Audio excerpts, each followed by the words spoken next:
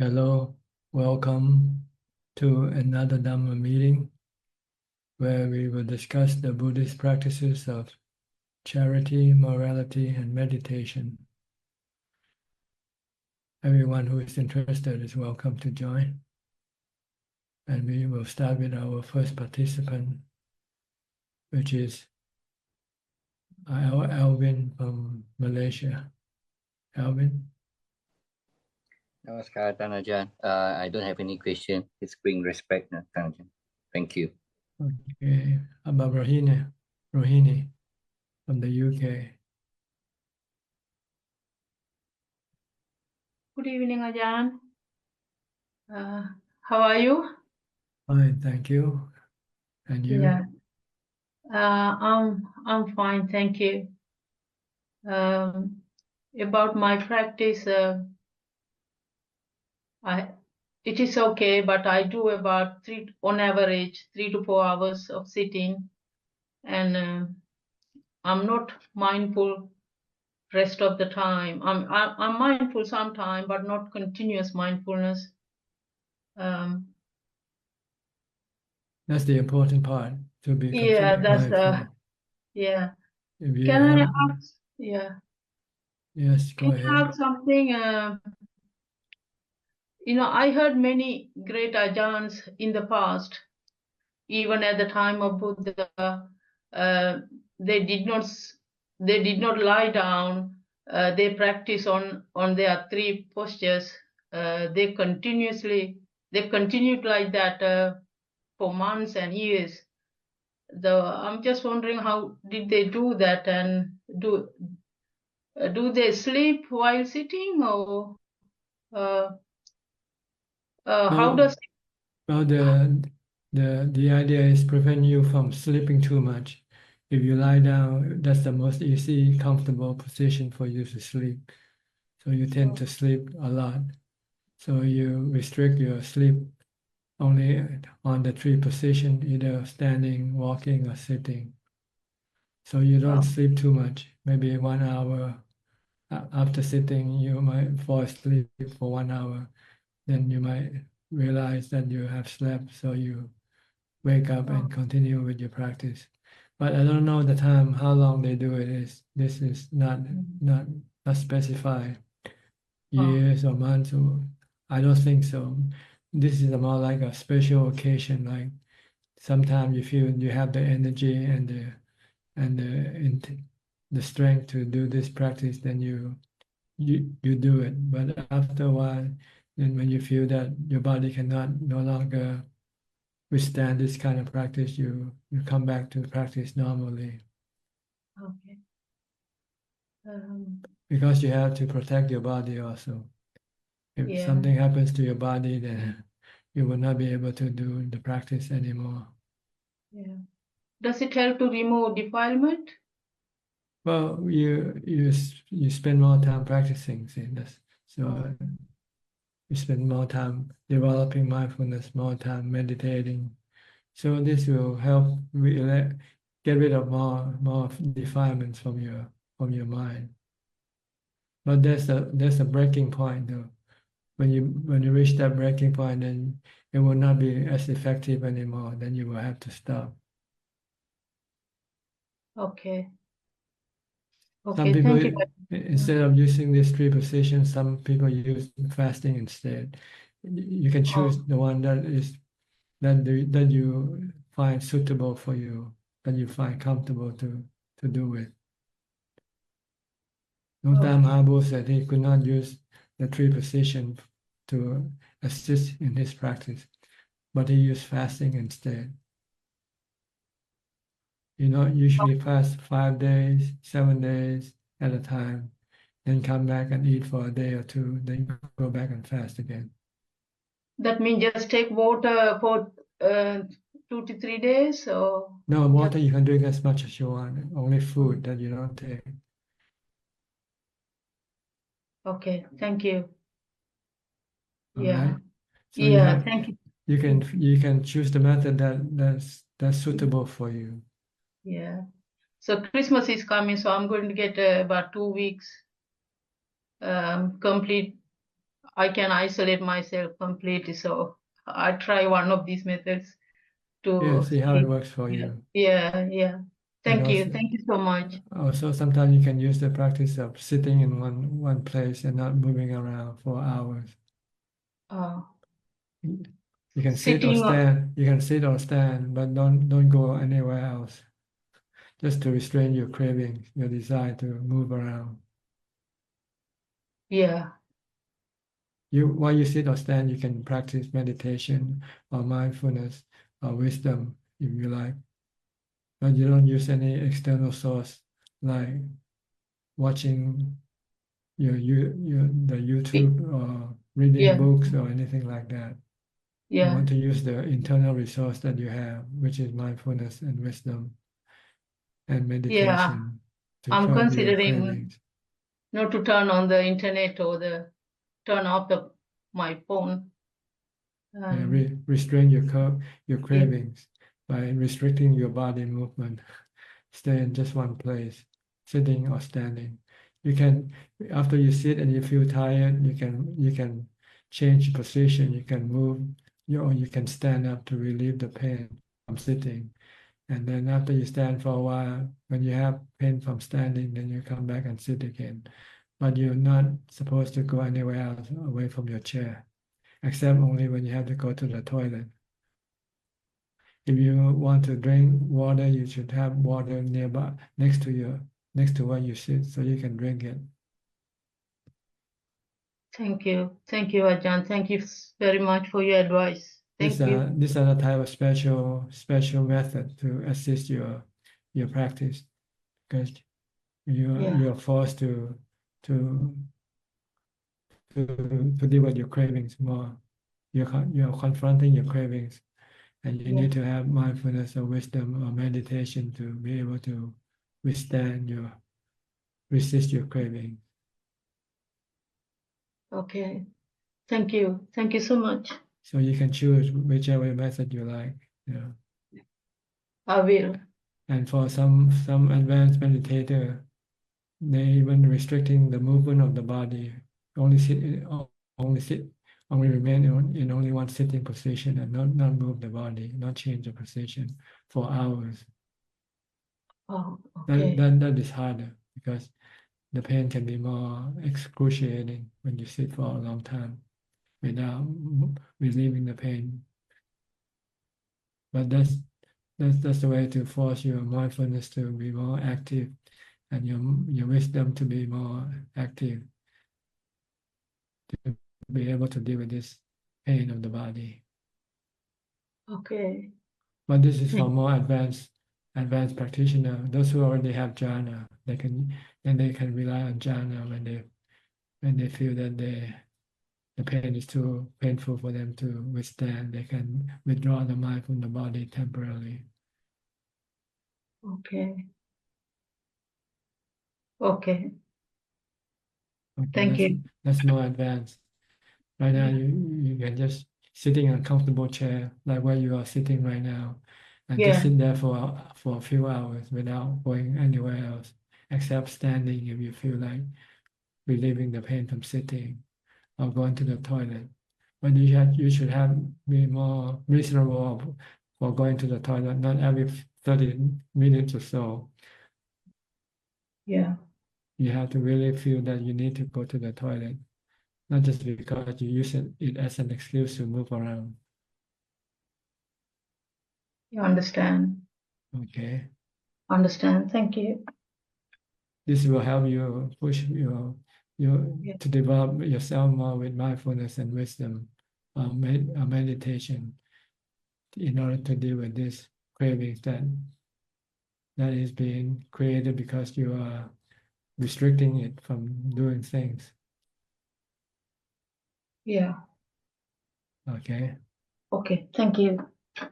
Next, outsourcing from Malaysia.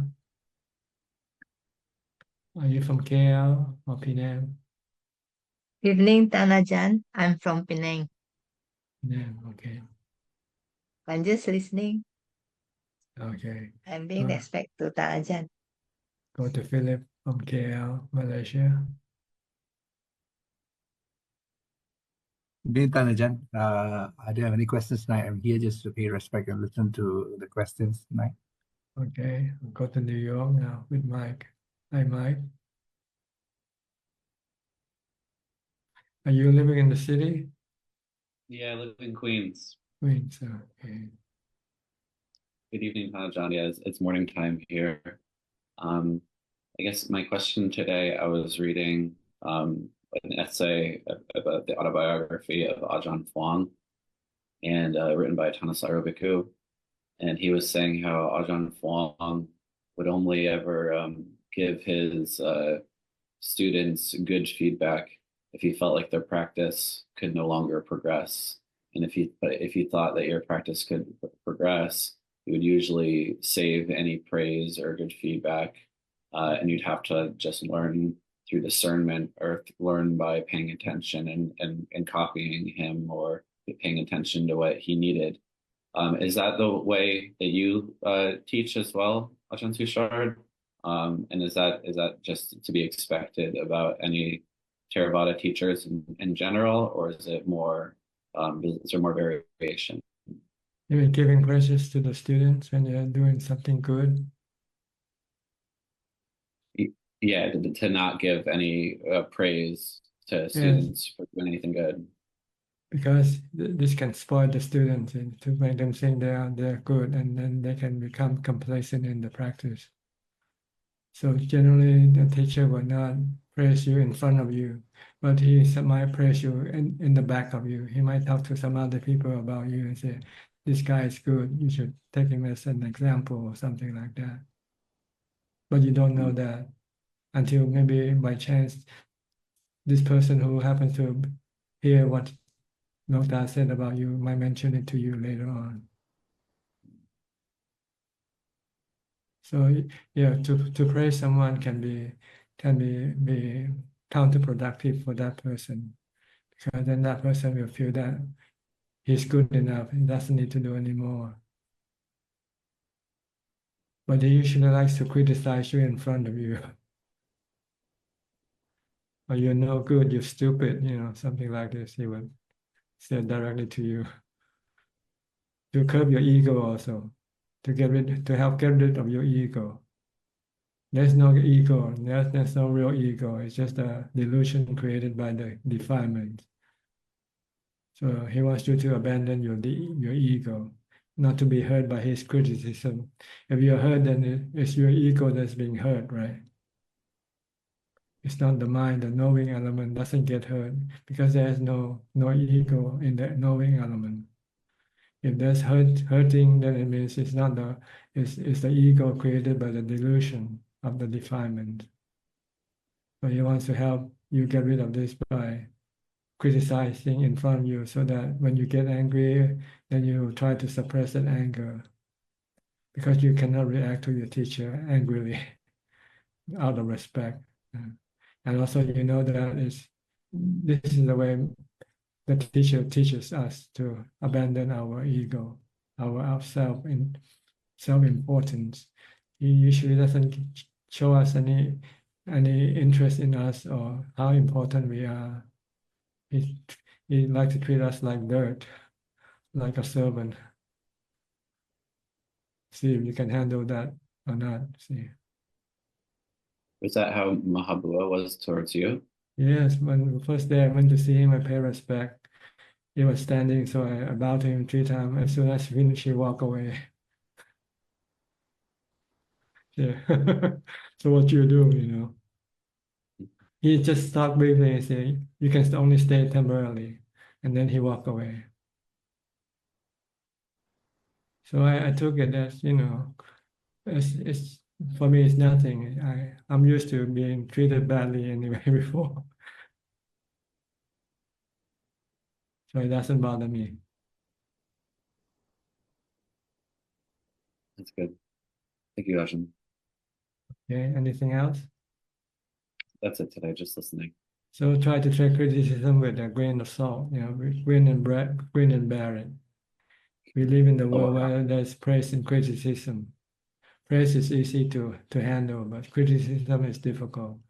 But if we can handle criticism like we handle praise, then we will have no problem. with anybody. You know, they can say good thing about you, or they can say bad thing about you.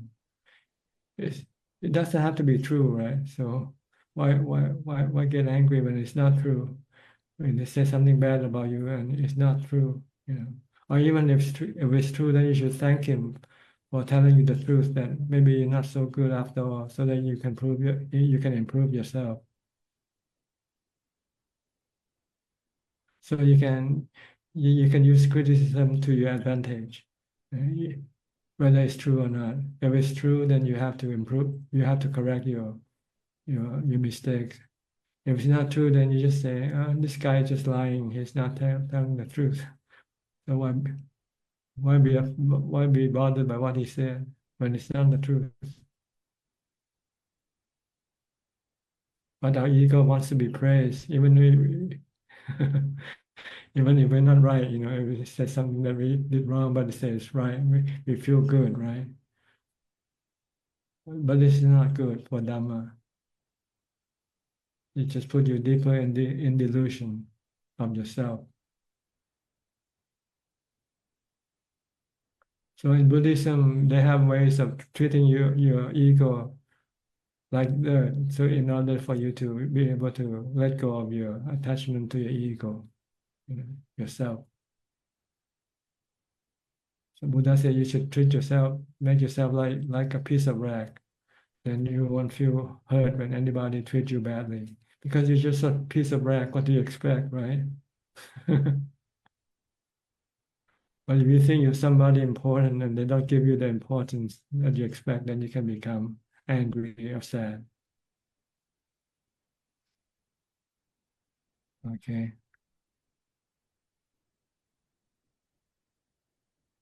All right, I'll go next to Kok Seng from Singapore. Hi, Kok Seng. Are you a piece of rag or are you a piece of gold? Oh, is that right? Yeah. Prajan, yeah. First like to thank Prajan about the metaphor you give about the two examinations that I have to take. One is the examination of sickness. The second is the examination of death. So I find that this is an easier method of reflection compared with contemplation of death. So I will try to use this every day to push myself to practice my meditation. Yeah. Then Prajan, just to clarify. So now I know that I have these two examinations that I need to take.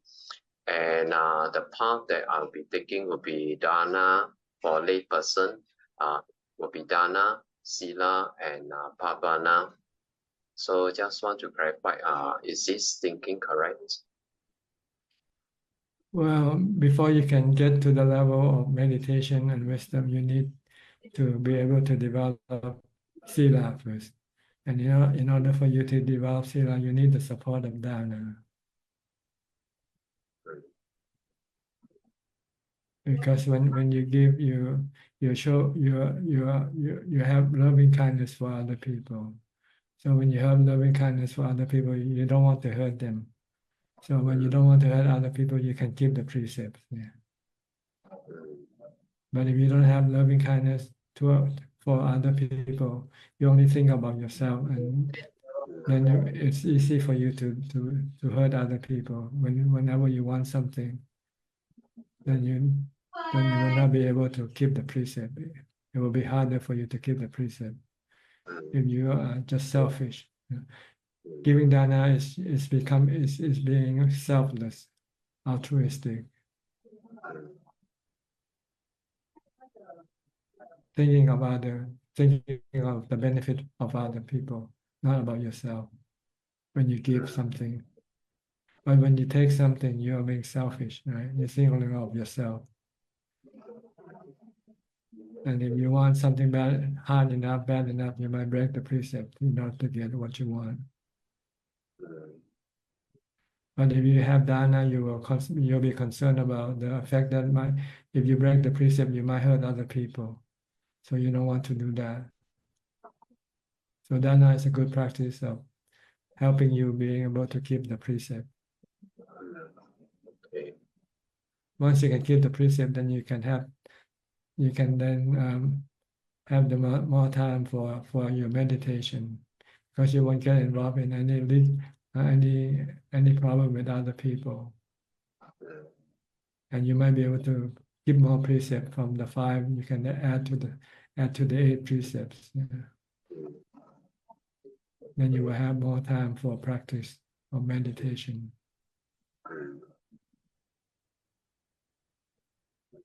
So these are steps that support each other.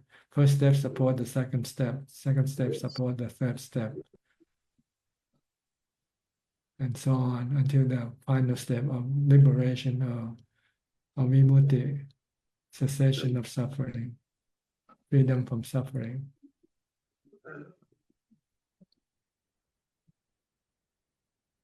And Prajna, may I ask, now that I know the path that I should take, and I'm also thinking about the spiritual friendship, the Kalyamita, which the Buddha mentioned to Venerable Ananda, that the spiritual friendship is 100% of the spiritual practice. So may I check, Prajna, so how do I apply Kalyamita to my practice? Well, it depends on whether you have someone you can learn from or not. See, if you can find someone who can be a teacher for you, then he's your Kalyanamitta, someone who can guide you, support you in your path. So you look for a teacher. Like me, I found a teacher, and then he is my Kalyanamitta. Love and respect him and obey him, listen to what he said, and follow what he does. So on this path, you need someone to guide you. You cannot go it on alone, except if you're becoming a Buddha, then you can do it alone. But besides the Buddha, then no one can walk on this path alone. Need some guide. Need one of the 3 triple gems, either the Buddha, Dhamma, or the Sangha, to be the spiritual friend. Okay. So yeah, I think Prajna, you'll be my Kalyamita in this context. Yeah. Then yeah, Prajna, I'm just this sitting, there was this thoughts that comes to my mind, but I just want to have a confirmation from Ajahn. Tomorrow my wife and my daughter, they are going out, so I will not be cooking lunch tomorrow. So I'll be buying lunch outside. And at the back of my mind, I recall that there is a Hainanese chicken rice store not far away from my house.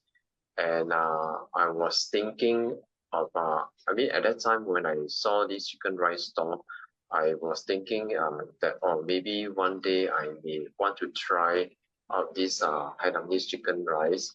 So tomorrow, since I'm not cooking and I have to go outside to buy for lunch, so I'm thinking that I may want to try this chicken rice, which I've not tried before. But on the other hand, I'm also thinking, is this part of my kilesa playing, trying to tell me, go and try the Hainanese chicken rice store? But on the other hand, another side of my mind is telling me that, I have to eat my lunch anyway, so I can just go and try. So I'm a bit of having this bit of doubt. So just want to check from Ajahn. Yeah. So is this a kilesa or is this not? Yes, it's still kilesa. If you want to solve this problem, just skip the lunch altogether. And don't eat lunch. You won't die. When you miss one meal, you won't die. This is a good opportunity for you to fast, partially fasting. Okay. So yeah, maybe I just take my breakfast tomorrow without lunch. Yeah. Yeah, then you don't have to go outside, and then you can stay inside, meditate, and practice mindfulness.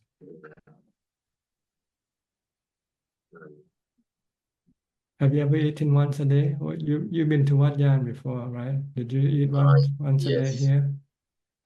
Yes. What then I eat? Actually, I eat at the dining hall.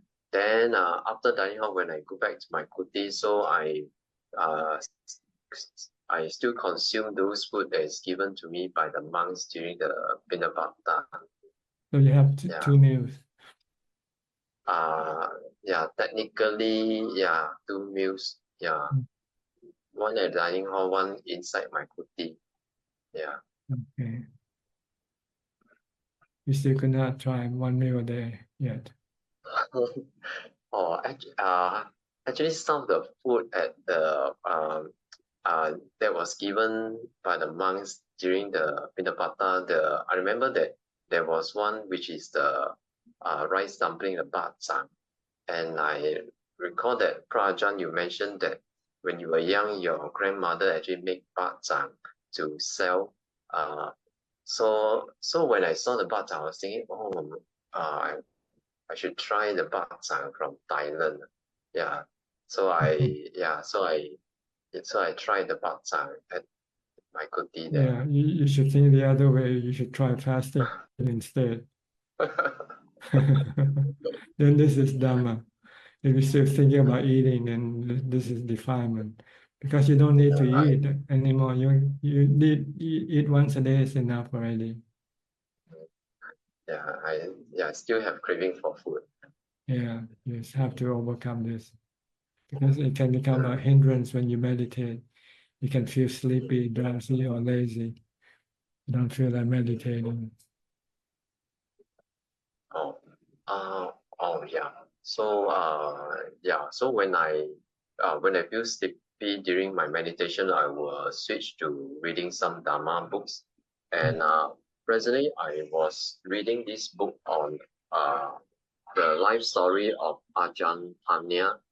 And inside one of the chapters, I was presently happy to learn that there was some narration about the last few months of Ajahn when he was diagnosed with colon cancer and then to his final passing away.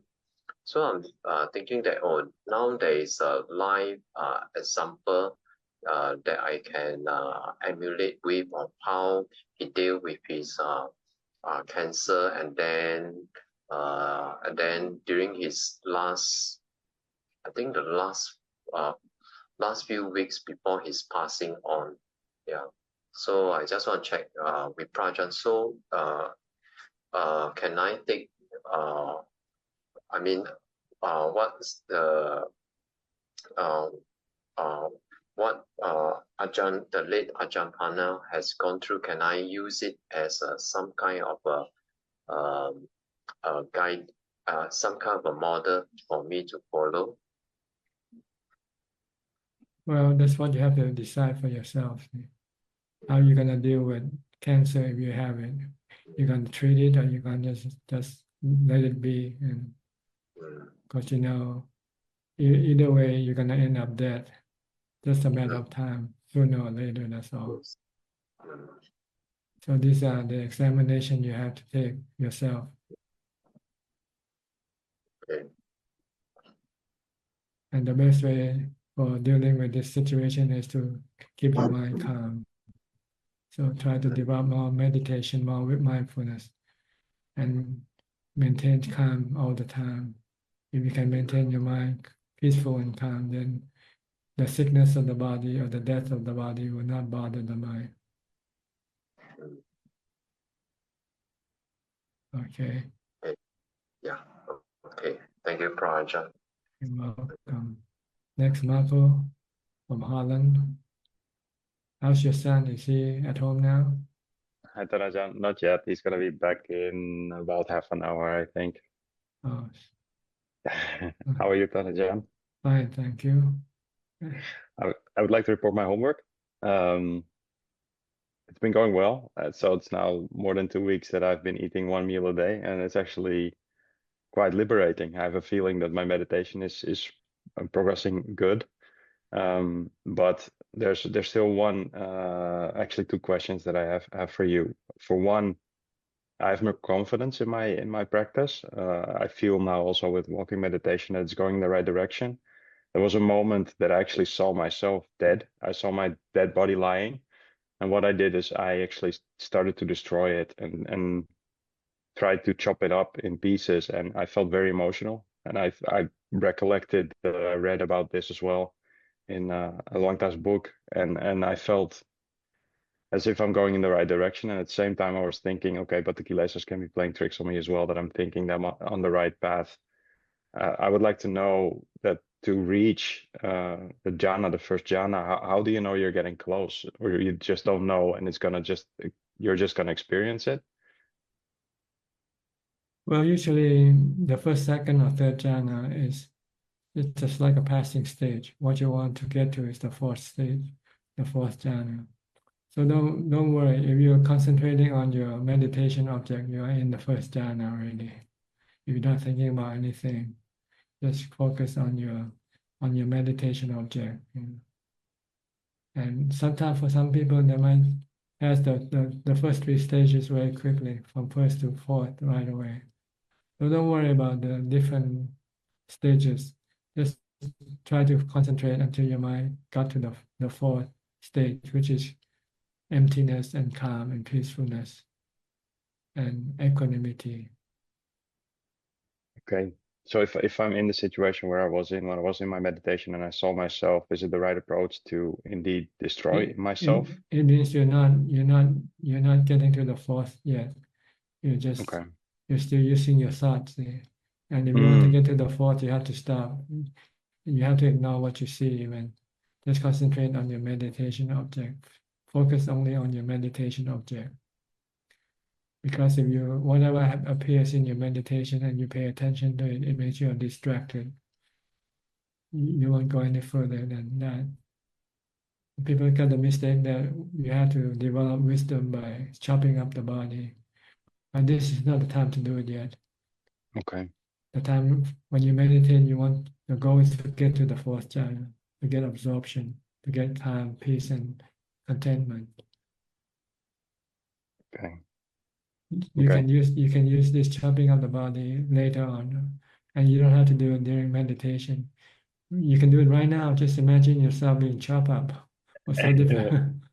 Yeah, that's actually how it started. When I was walking back to my car from work, that's when I saw myself actually. And then when I was doing the walking meditation, then it came again, and then I did the chopping up because it came back, and then I was surprised. So that's why I started doing that. But you have a good point. It's true that I'm too eager to progress, and that's why whenever something happens, I think I hold on to it too much. So I think that's the lesson there. But when my meditation, I do feel really calm now, and it's been different. I don't feel words whirling around in my head anymore, and that's been a big problem for me. Another thing that I wanted to ask is about, because and I have to ask this before as well. In the past, I've done bad things, which I know that I was breaking precepts in the past, and now I've been keeping my precepts really strong. How do I know that my sila is strong enough? It's just like being in the moment and making sure you just maintain. You don't know when you get the main? test. When you get the test, you'll know whether you pass it or not. If somebody offer you some money so that you can lie or something, see if you will accept the money or will you keep the precept. Fair. Well, then I Okay. think I had a test already when there was actually a lady who I met, and one of the things that I've been testing is that in the past I was distracted then, and now I was actually not distracted, but I was immediately thinking about Asupa and seeing the truth about the body. So I think that was a small test already, but I see what you mean. It's only that when you're being tested, and that's what I told my wife as well. It's like, well, you can't really stage a test, because if I know I'm going to be tested, I'm preemptively ready for the test, right? So That's it doesn't right. really work. So it has to be spontaneous. Otherwise, it's not a true test. So it has to be unknown upfront that it's going to happen, so that you know if your mindfulness is strong enough at that point in time. Yes. When I was going to school, sometimes we have a contemporaneous test. The teacher want to announce a test beforehand and say, okay, we have the test today. So that keeps you prepared every day for the test because you don't know when the test might come up. See? Exactly. So that's the analogy with the mindfulness has to be strong enough all the time. Doesn't matter. You That's never right. know when the test comes You up, never so you know have to when be things are going prepared. to happen. Yeah. True. That's a good one. That was one question, and the other one was on the another thing that really spoke to me, but I think based on what you were saying earlier, I think this is something I shouldn't be worried about too much. It spoke to me very much. I'm reading the book from Wangtamagua, Arahata Maga, and it's very interesting about how he describes the pain and how he sees the pain as something different than the body and the mind. And because I very easily start feel my legs getting sleepy, and I try to explore that. I'm not. I know I'm not in calmness then. But is it worth to at least use that already, or is it also again related to the wisdom that I have to wait with until I get the true calmness first? I think I already know the answer. Well, it depends. Sometimes you are forced to face the pain, then you might have to then use your wisdom to deal with the pain. Like sometimes you might suddenly get a stomach ache suddenly. So what do you do with that? Will you be able to teach your mind to treat it that the pain is and the body are two separate things, you know? Yeah, that's that's a good question. So I'm realizing that because I want to go, but that's what you realize then, and then I noticed that I'm thinking again because I'm thinking about where the pain is at. So Yeah. sometimes when you're not able to separate the pain from the body and the mind yet, then to deal with painful situation, you just have to use mindfulness, like reciting a mantra, and Yeah. keep your mind away, not thinking about the pain, leave the pain alone. But this only solve the problem temporarily. If you want to solve the problem permanently, then you have to study the nature of the pain. Right? Is the pain the mind? Is the pain the body? Or it's just another phenomenon that comes and go, like the sun, like the wind and the rain. Yeah. So you have to be able to study the nature of pain to see it just like it's another natural phenomena, apart from the body, apart from the mind. Yeah. It comes and go up to the various conditions that cause it to come and go. And there's nothing you can do about it. You cannot stop it from coming, or you cannot prevent it from coming.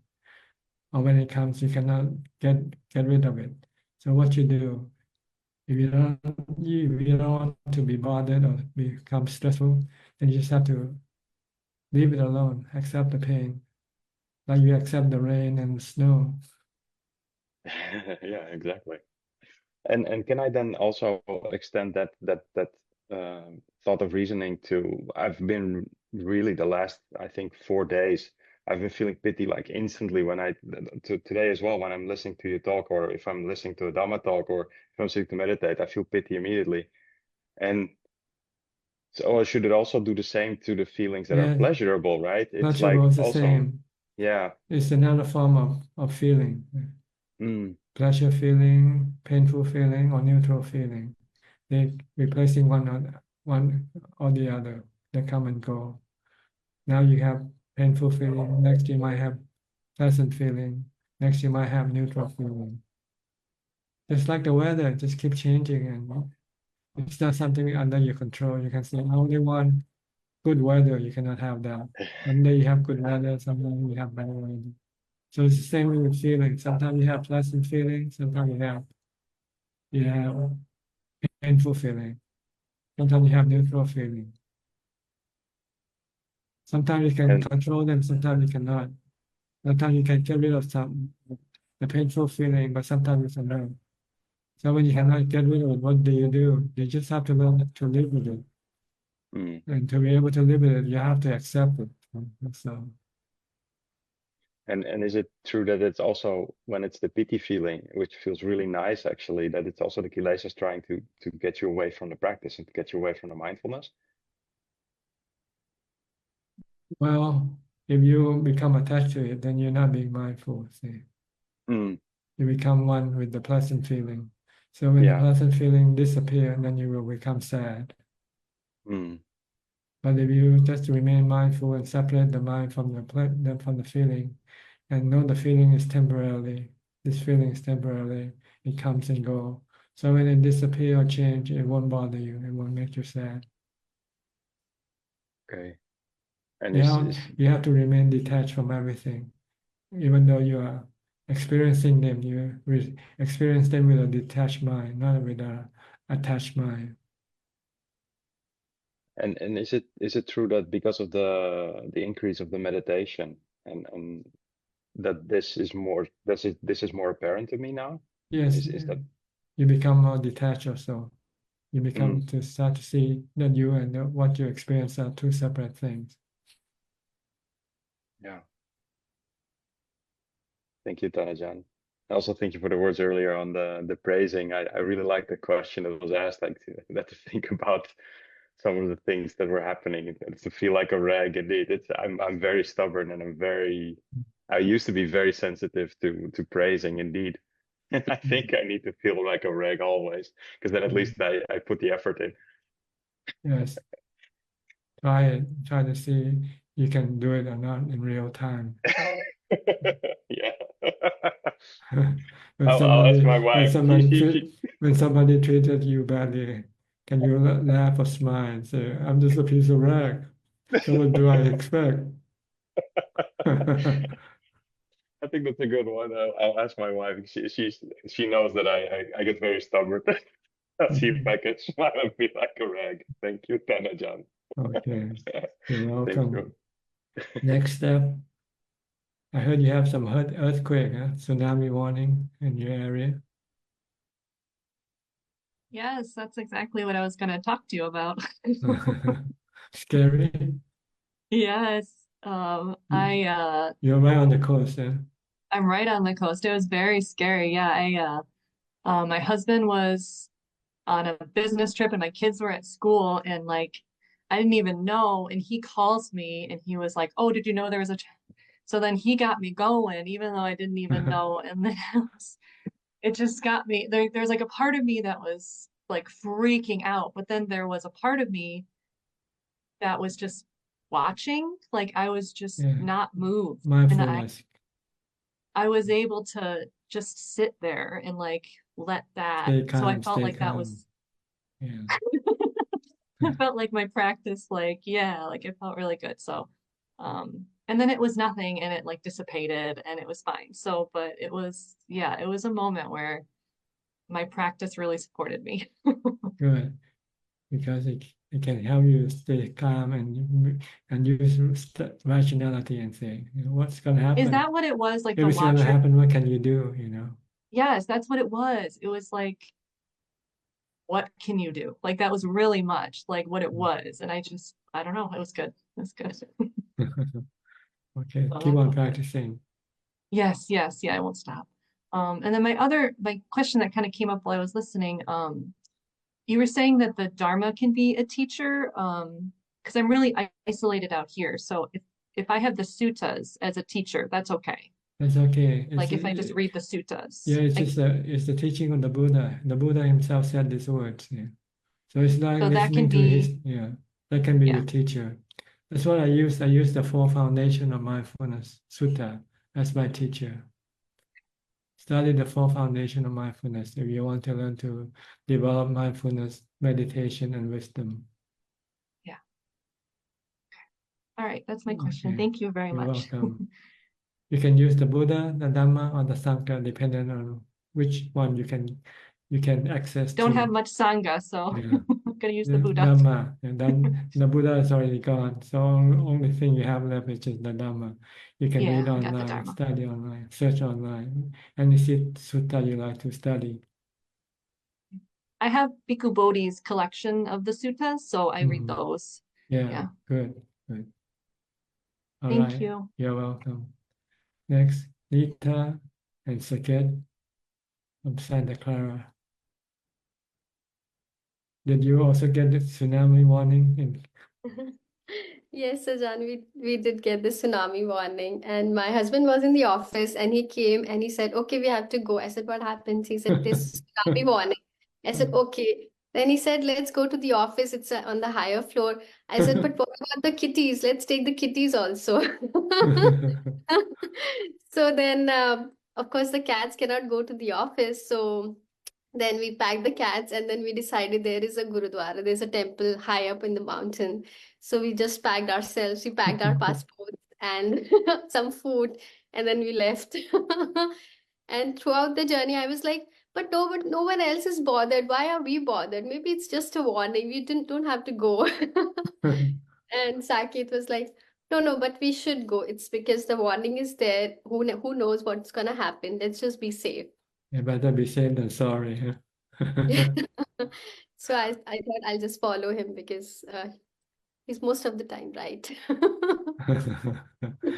Okay, good. Anyway, you're safe.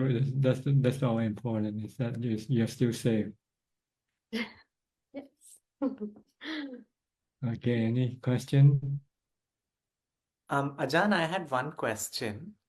I was curious that so I've been trying to chant a lot, and I've found that that has helped in my meditation and calming my mind to a certain amount or dealing with pain and so on. And I was wondering till what I mean, at what point is it too much? At what is the right point to say, okay, now we won't chant anymore, or how much can we progress with chanting? Until you feel that you can concentrate on just the breath, the breathing, or watching your body, or reciting the mantra Bhutto, for instance, then you don't need the chanting. But if you still find it difficult to stick with the breath, the breathing, or the reciting of the mantra Bhutto, or keep watching your body movement, then you might have to rely on chanting more to keep the mind more mindful, to make the mind more mindful. Yes, that's all. Thank you very much. Okay. Ajahn, I have one more question. Go ahead. I was thinking about mindfulness, then I was thinking about right mindfulness, and then my thought was like, so then what is wrong mindfulness, and how should I just make sure that that's not what I'm doing? Mindfulness with thinking is the wrong mindfulness. Like when you work, if you're an accountant, you have to work, so you're mindful with your work, but at the same time you have to think about your work. Then this is wrong mindfulness, because the right mindfulness is we want to be mindful of what we do, but not thinking about what we do. Just to be merely knowing. That's the right mindfulness, without thinking. Mindful without thinking. Mindful with thinking is the wrong mindfulness. Because the goal is to keep the mind empty of thoughts. That's the role of right mindfulness, is to keep the mind empty of thoughts. This is so clarifying. Thank you. Okay, good. So it's hard to develop mindfulness if you're working in the office. Yes. Even though you're mindful, you're listening to your colleagues talk to you or anything, not daydreaming about something else. You are mindful, but you still have to think about what they say, right? But if you're not working and you're alone in your house and you practice mindfulness, then you don't have to think. You just be mindful of what you are doing, washing dishes or eating or sweeping the floor. These are the activities you don't need to think. So, or if you have nothing to do, then you just watch your breath. Right. Many times when we are meeting people and we are not interested in what they're saying, I mean, it's just too worldly for me. And then I'm like, okay, let me just try to focus on what my body is feeling, or how that is happening. And I tune out of the conversation and go in my body. Is that the right way to be mindful? Yes, but it might not be polite when they ask you something and you don't know what to reply. Many times I'm so boring that they're like, okay, whatever, whatever she's doing, let her do it. Okay, then you just have to say, can you repeat the question again? Okay. This is helpful. So, Thank you, Ajahn. so the Buddha said the best way to meditate is to be alone. To practice mindfulness is to be alone in seclusion, so that you don't have to pay attention to other people, what they say or what they do, because this can be distracting to your mindfulness development. Okay. All right. Good luck to you. Next, Nining from Indonesia.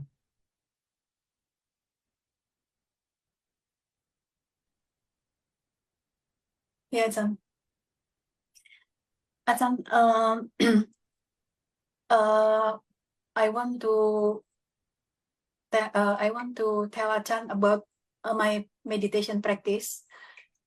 Actually, my favorite time for sitting meditation is above 12 a.m.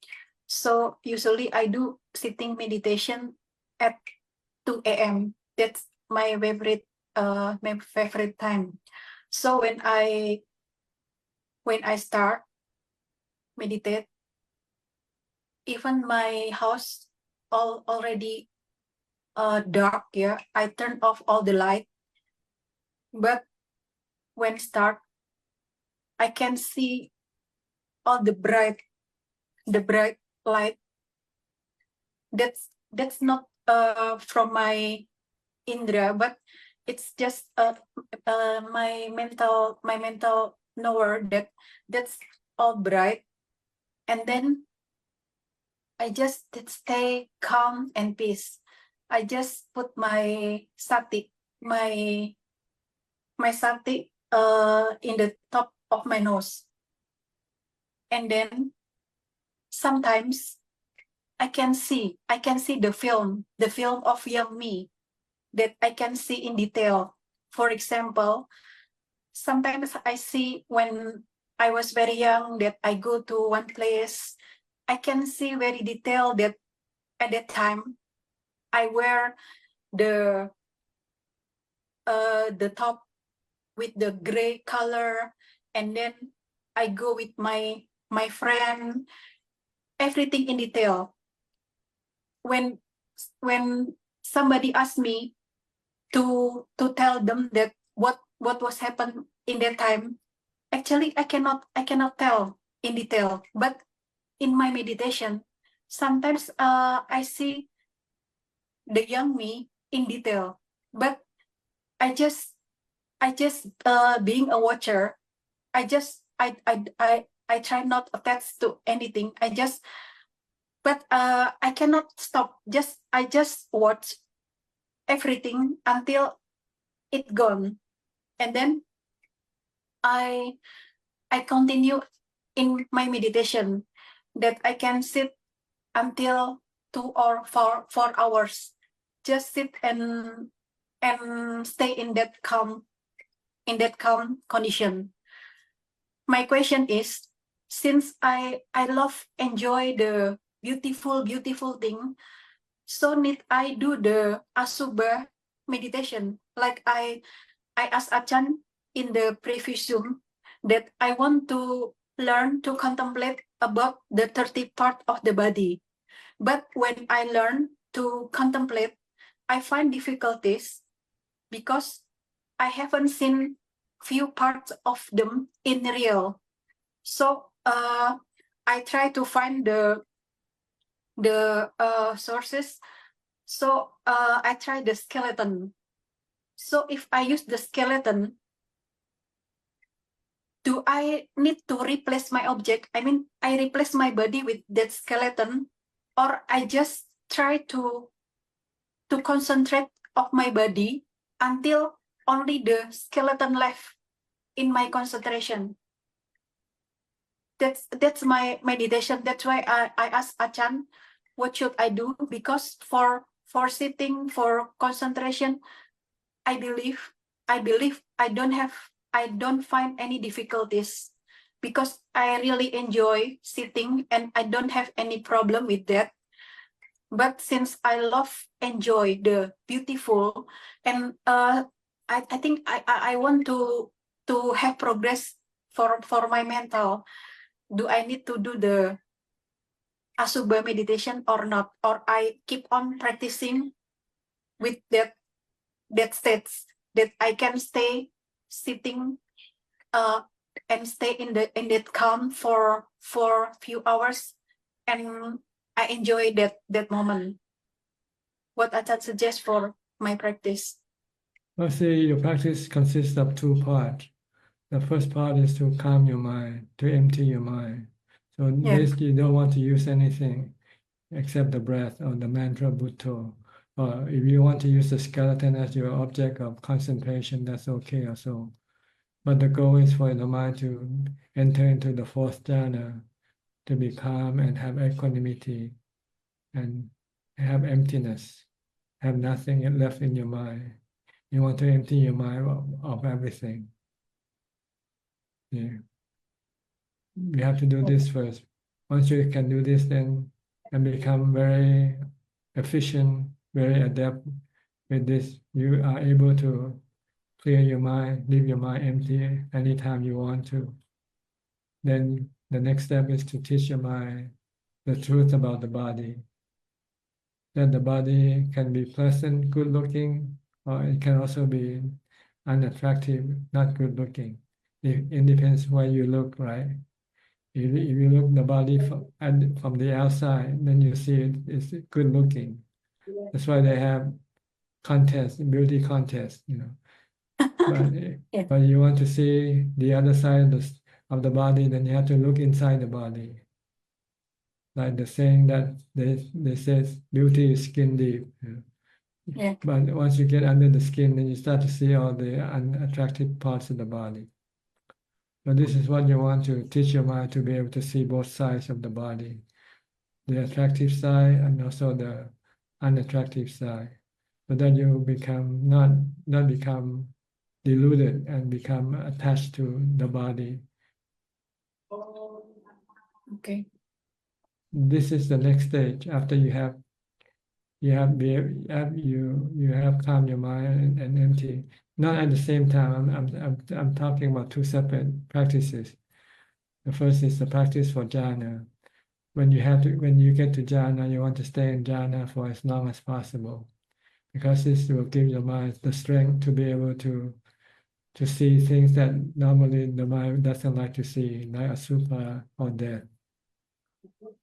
Then after you have come out of jhana, if you want to develop wisdom, then you have to study the nature of body, the unpleasant side of the body that we tend to avert, we don't like to see, like death or the various parts of the body, the body being a corpse, for instance.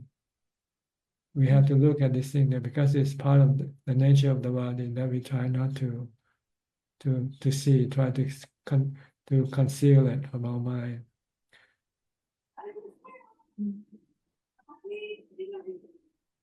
So these are two separate practices. You don't do them at the same time.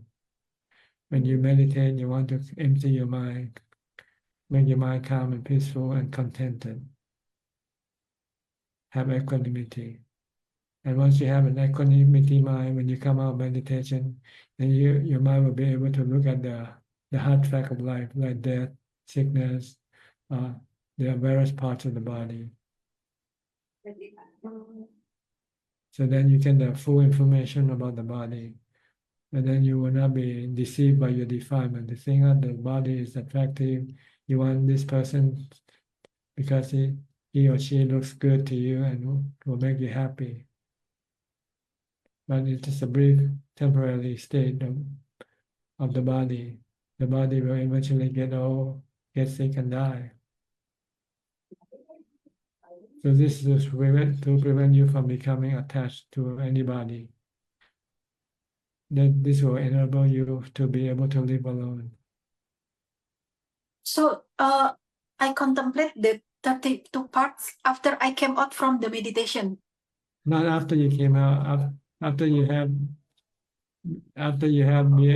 developed enough meditation first. You should be able to have equanimity all the time. Should be able to enter into meditation anytime you like first, before you develop wisdom. Mhm. If you still struggle every time when you meditate to get into jhana, then you have to spend more time practicing meditation first. Until you find that getting into jhana is no problem. You can go in there anytime you like, and as soon as you like. Then that means you have mastered the practice of jhana. Once you have mastered the practice of jhana, then you can go and practice wisdom. When you're not in jhana, then you can study the nature of the body. Anicca is changing.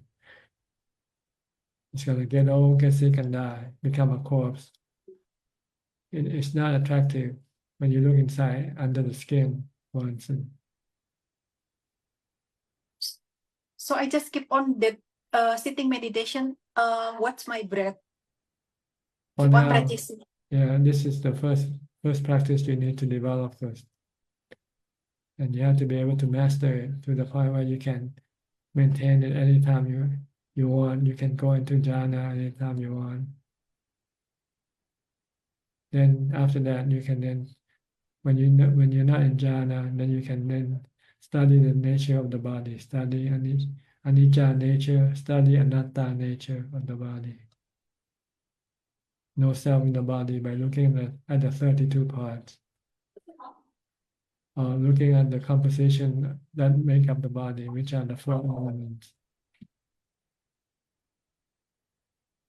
Now in my daily life, if there are too many distractions, I just go to my room and do sitting meditation, and then after I can calm my mind, and then I just continue to my activity again. That's what I'm doing right now. Okay. And also like the previous question, like Mr. Saket asked Ajahn that what should he do after I believe I already read the sutta. I chanting maybe million or billion, because I ever addict to chanting. I chant many times, and then I count it with the counter. I chant it until sometimes a day I can chant 1,000 like that, Ajahn. And then after I chant, and then I ask myself, what the benefit of chanting? Because I feel at that time I get bored, but and then I find it myself that I should do it in practice, not only read it. And then I love keep that sutta in the daily life, practice metta and practice everything like in the Karanya Metta Sutta, in Mangala Sutta, and then I feel happy. And now I feel more happy when I do meditation, because I also do charity. I do charity for years, and also keep the precept. I ever kept the precept for 2 years non-stop. I have no difficulty in keeping the precept, but now I prefer meditation to chant, like that. So like Ajahn said that the student must keep on practice. So I follow Ajahn that I keep on practicing. Well, you want to get to the point where you have equanimity all the time, whether you are meditating or not meditating, your mind can remain calm and not being affected by what you see or hear. Yeah, I see. That's why I still have distraction, and then I look for the place for meditation at that time. But I believe that I already in the good way, that I don't look for any other thing than meditation when I feel distracted or unhappy, like that. Yes. Once you have strong equanimity, then you can use equanimity to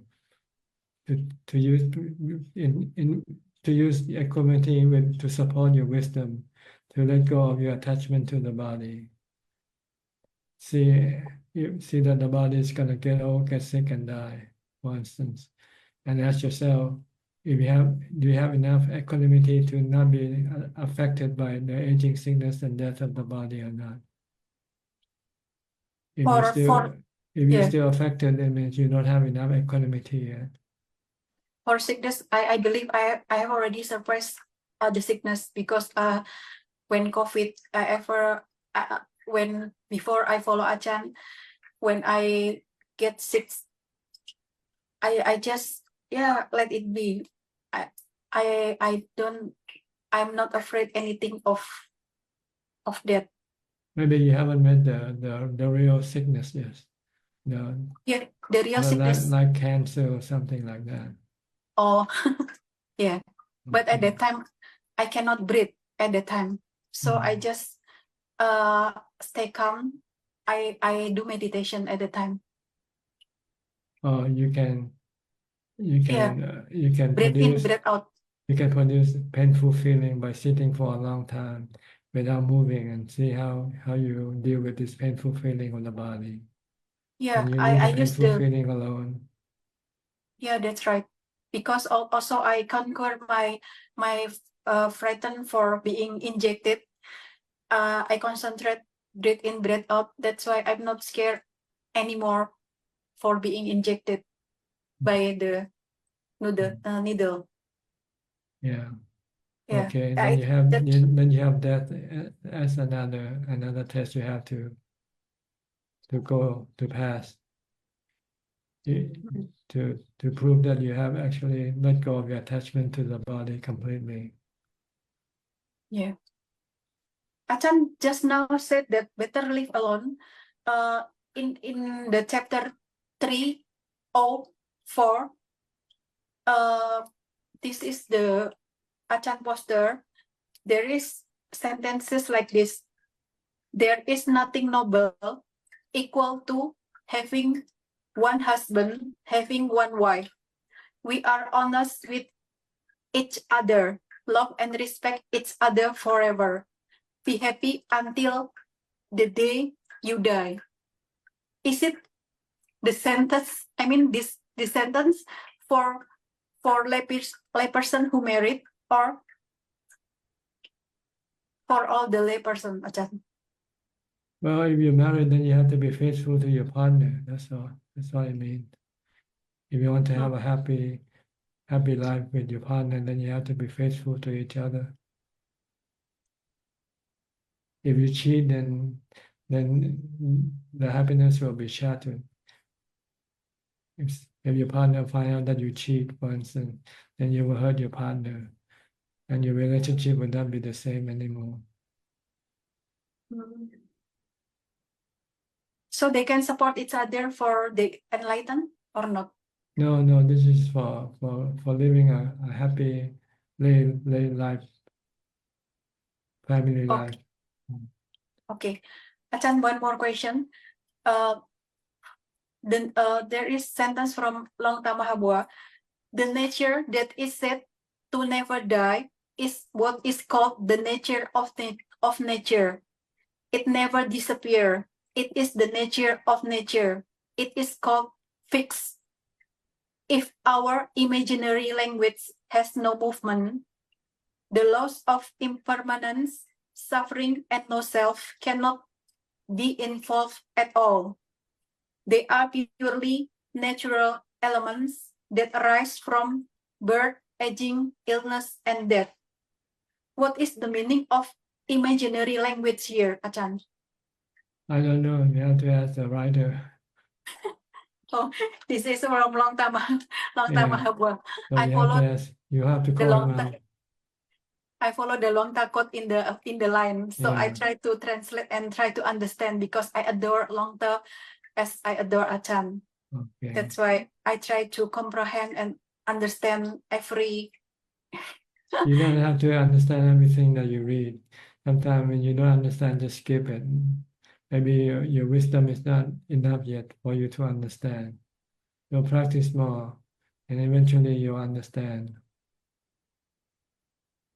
Yeah, but it is said that the wisdom not come from our meditation, samatha. I mean, not the result of the samatha meditation, but we have to learn. But you have to have samatha to support your learning. See? Yeah, I know. Okay. Okay, Ajahn. Thank you, Ajahn. Okay, you're welcome. Next, Gary from Singapore.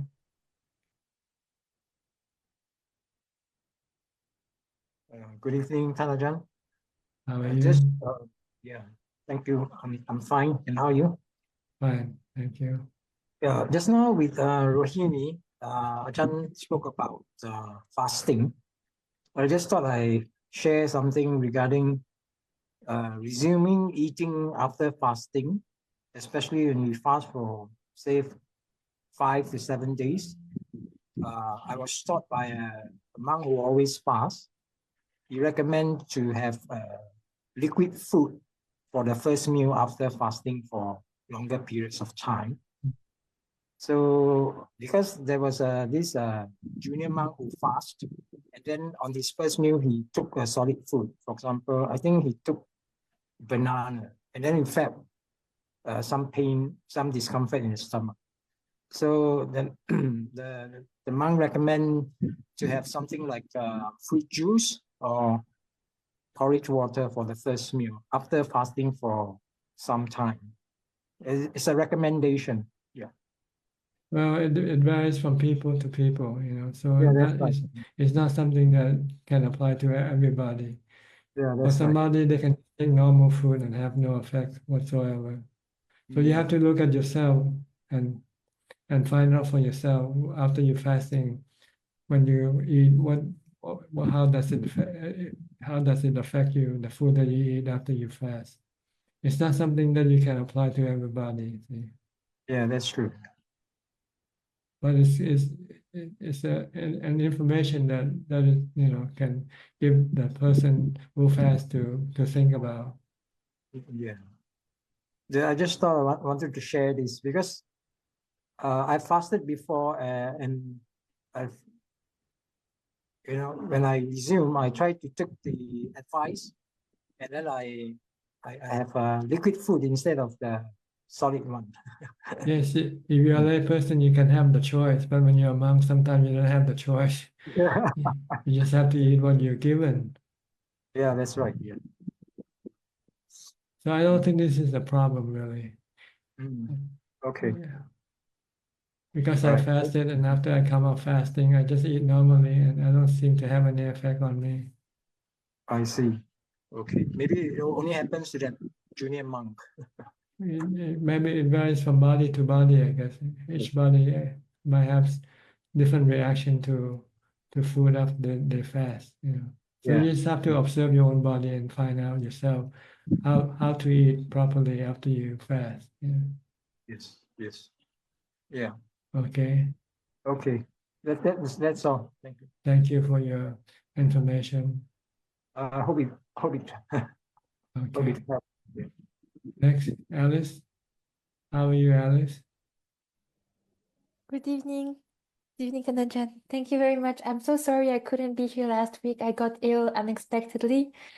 I'm very well. I'm actually happy because I was about to leave Thailand and my boyfriend forever, since I couldn't find a job unfortunately in Bangkok. And now I got a positive response, so everything turned out well. And I have a question regarding that tonight, about love. When you start doubting about the love you have for the other person, what does the Buddha says about teaching about partner and couple love, especially at the early stage of life? Well, the Buddha said, look at everything as impermanent. Nothing is certain. Anything can happen. You can love today and you can hate each other tomorrow. Who knows? Oh. Just be ready for whatever happens. That's the teaching of the Buddha. Don't fix your your mind only on one thing, that you're gonna love each other forever. It might not happen like that. So you have to expect change. That's the Buddha's message. Change is inevitable. With everything, sooner or later things will change. Mm, If and you're how ready for it, if you prepare yourself to accept the change, and then you will not be sad or angry. But if you're not ready for change when it happens, it can cause you a lot of suffering. So you remind yourself that life is constantly evolving, changing all the time. Like you say, yesterday you were about ready to go home, and then today something happened again, something positive happened. Maybe tomorrow something negative will happen again, who knows? it's terrible, especially when you live so far from your home country. Having doubts like this is very difficult to live every day. So I meditate, I practice, I calm down. I really try to put your teachings into practice, and they have helped me, it's true. Yeah. However, I still have a long way to go to really detach myself and from certain situations. Yeah, our problem is because we cannot accept things as they are. We want things to be in a certain way. When they don't happen in a certain way, then we cannot accept it. And then we become disturbed and frustrated, sad, or whatever, you know. So we have to learn, teach your mind to be able to adapt to the changing condition, changing circumstances that can happen anytime, any day, anywhere. It can happen when you're back at home. Things will be like this again, also. And we cannot judge those situations changing. You cannot We predict when it's going to change or how it's going to change, but you can prepare yourself for it. Say, anything can happen, and be ready to accept it. That's all. When you change your attitude toward things, instead of expecting to be like this or like that, and you say, I'm ready for anything. Then when you're ready for anything, then you will not be affected. Your mind will not be affected. Your mind will remain calm and normal. The problem is we don't want to accept everything. See, good. We only want the good thing. We don't want the bad thing. So we have to recondition our mind to accept both the good and the bad thing, because this is the nature of things in this world. Sometimes you get good things, and sometimes you get bad things.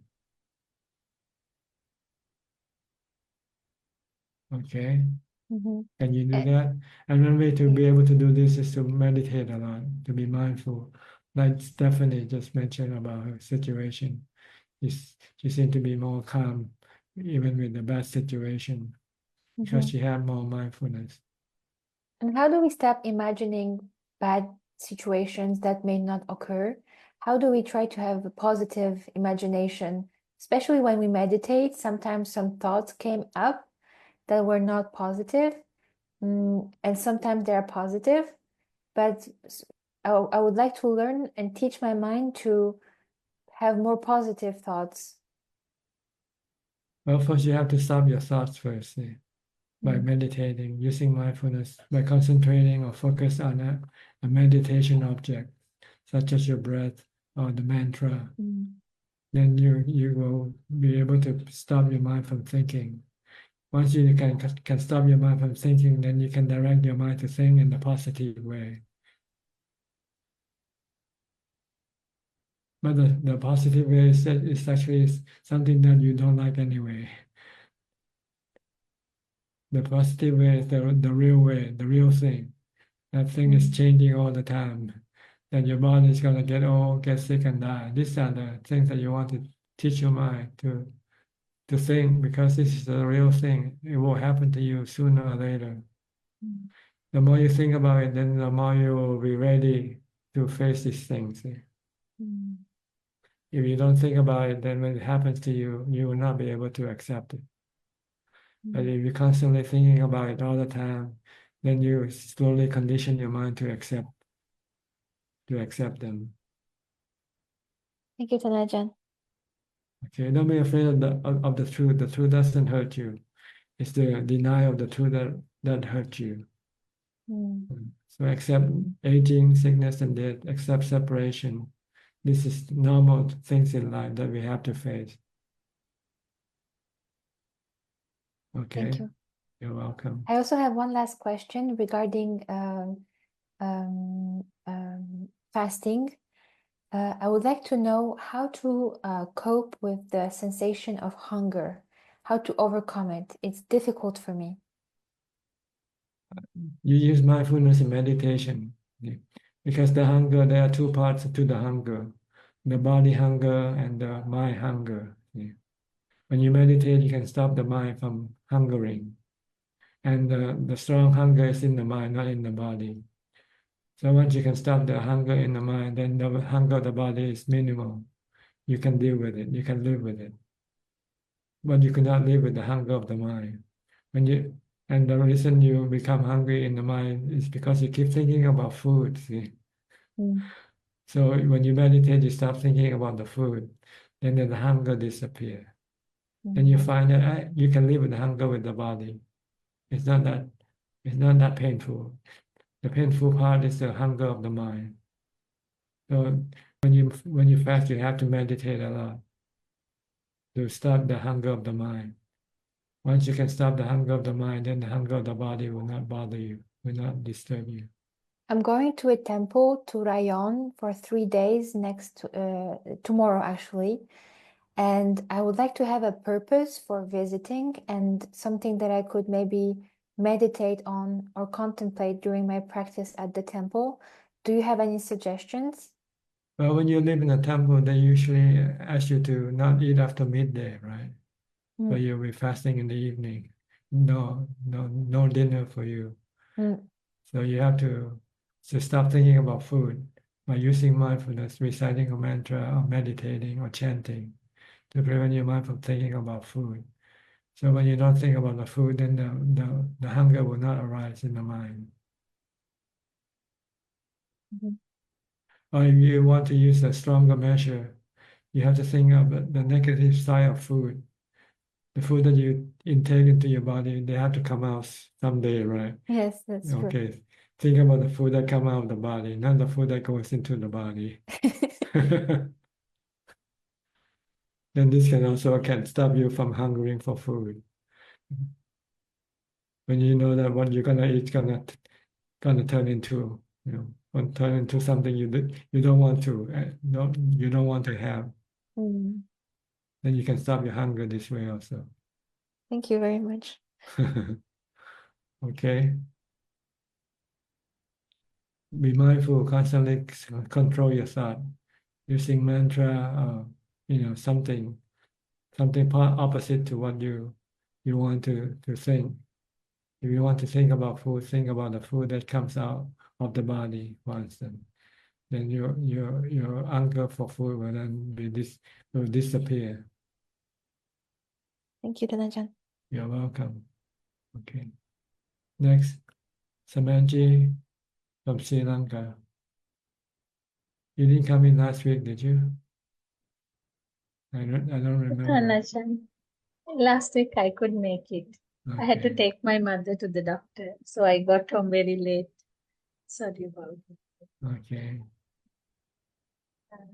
Can I go ahead with my questions, Dhanajan? Sure, go ahead. Good. Dhanajan, when meditating, if a particular thought keeps disturbing us repeatedly, should we pause and reflect on that thought, or should we just continue meditating? What's the best approach? If you find you can no longer continue on with your meditation because of the thought keep distracting you, then you might have to change the way you meditate. If you're watching your breath, you might have to use chanting instead, so that you can be more concentrated, more focused on your chanting. Then you can then forget about your thoughts. Okay, Dhanajan. And when meditating, is it acceptable to count our breaths as a method to maintain focus? To hold your breath. Count our breath, maybe 1, 2, 3 as No, we inhale and exhale. You Some don't do do it. that. You don't know. You don't do anything to your breath at all. Leave it alone. You use the breath as a point of focus for your mind. That's all. So you don't have to do anything, because by forcing the breath, you're actually using the mind, and you want to stop the mind from activity. Okay. What I asked was to count breath as 1, 2, 3, 4, and not Counting when you're watching the breath. counting. Is it okay? If you find that it is helpful for you to stay focused on your breath, then you can use it. Okay. But it will not be able to get you into deeper calm. Once you find that you are focused on your breath and you're not disturbed by any other thing, then you can stop counting and just merely watching the breath. But at the start, if you find that the mind still wants to go think about this and that, then you can use counting to help you stay focused with your breath. In Thailand, sometimes people use the mantra Bhutto with the breath. Breathing in, you say Bhut. Breathing out, you say To. Breathing Bhutto, Bhutto. Because they find that this will be more easy for the mind to stay with the breath. But eventually you're gonna have to stop the Bhutto, the mantra, or the counting, and just stay focused only on the breath alone. If you want to go deeper into your meditation. Okay, Tanajan. My next question is, what are the stages of progress in meditation and how can a meditator recognize them? I mean, whether we have achieved any advanced status such as a jhana, how can we recognize them? Well, you when reach the fourth jhana, you feel contented, happy, and peaceful, and empty in the mind. There's nothing left in the mind. So before you get to that, you have to keep focusing on your meditation object. If we are just in our first jhana, like how would we feel it? Like how to recognize that? Well, the first three stages of jhana is not quite obvious like the fourth one. The fourth one is like it's something that totally different from your normal state of mind. You know. Okay. You know it when you get there. Don't worry about it. Just keep being mindful. That's all. Stay mindful with your breath and stop thinking. Don't think about anything. Don't pay attention to anything that might appear during your meditation. Yeah. Thank you. And my next question is, how can we control our ego, Tanajan? Sometimes because of our ego, like we get angry when someone tells something to us or in our absence. So how can we control our ego? I think you missed our first part of conversation early on. That we have to be a rag. Be a rag. Yeah, okay. Be a rag or be a servant. And do we have to do some voluntary work That can also somewhere? help. Yeah. That can also help do charity work. This will reduce your selfishness. Yeah. Being a rag means, Tanajan, like whatever other people may tell us, or like whether even if they blast us or anything, like we have to just keep quiet. Yeah, Without you just reacting. accept it. Yeah. Just You're a rag, accept it. so why do you want to protest? Okay. Okay, even if they're wrong, right? Right, doesn't matter, right? What the right or wrong. Okay. The goal is for you not to react to them, that's all. Okay, Tanajan. Now this question is a bit related to Sri Lanka. Now wild animals often they destroy farmers' crops and that cause significant losses to the farmers. And some farmers resort to killing these animals, claiming they have no other way to protect their crops.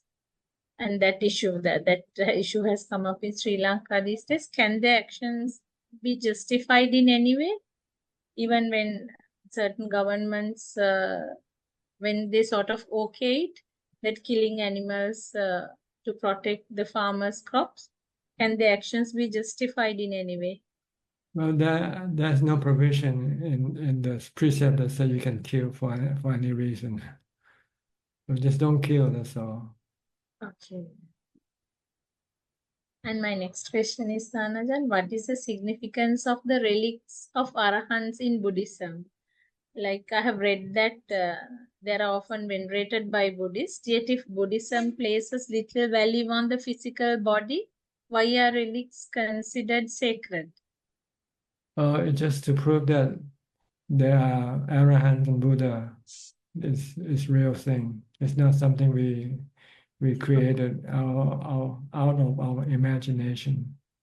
This is to prove that the the body or the bones of some parts of the bone of the Buddha or the Arahant will change into stone. Actually, that's what relics are. They're like stone. Okay. And Thanajan, some relics such as those of Arhants are pearl-like, and like I have read that Arhants can during their lifetime determine the form their relics will take. This I Is don't this know. true? I don't know this. It doesn't matter if they can. They can. They can. It doesn't make any difference. Okay, Thanajan. And my last question is, should we always give money to those who ask for it, or is it better to first inquire about their needs as to what they need that amount of money? It depends on the situation. If they ask for a lot of money, then you might want to know first what they want to Okay. use it for. But if they just beg on the street and they ask for a dime or two, then you just give it to them. Okay, if it's a lot of money, it's better to ask, no? Sure, That's true. because you don't Yes. want to be swindled. Yeah, that's true. Okay, Thanajan. That's all I have for today. Nice Okay. talking to you, Thanajan. Okay, nice talking Wish to you you good too. health. Okay, Yes. send in more question, okay? Okay, sure, will do. All right. Thanajan. Next, I thought I saw your sister early on in here, but I think she's out. Did you see her? Lassie, right? Your sister. I think she had she said she's having some experience in some technical issues on her Yeah. computer. Yeah. So she said she has to log out. Yeah.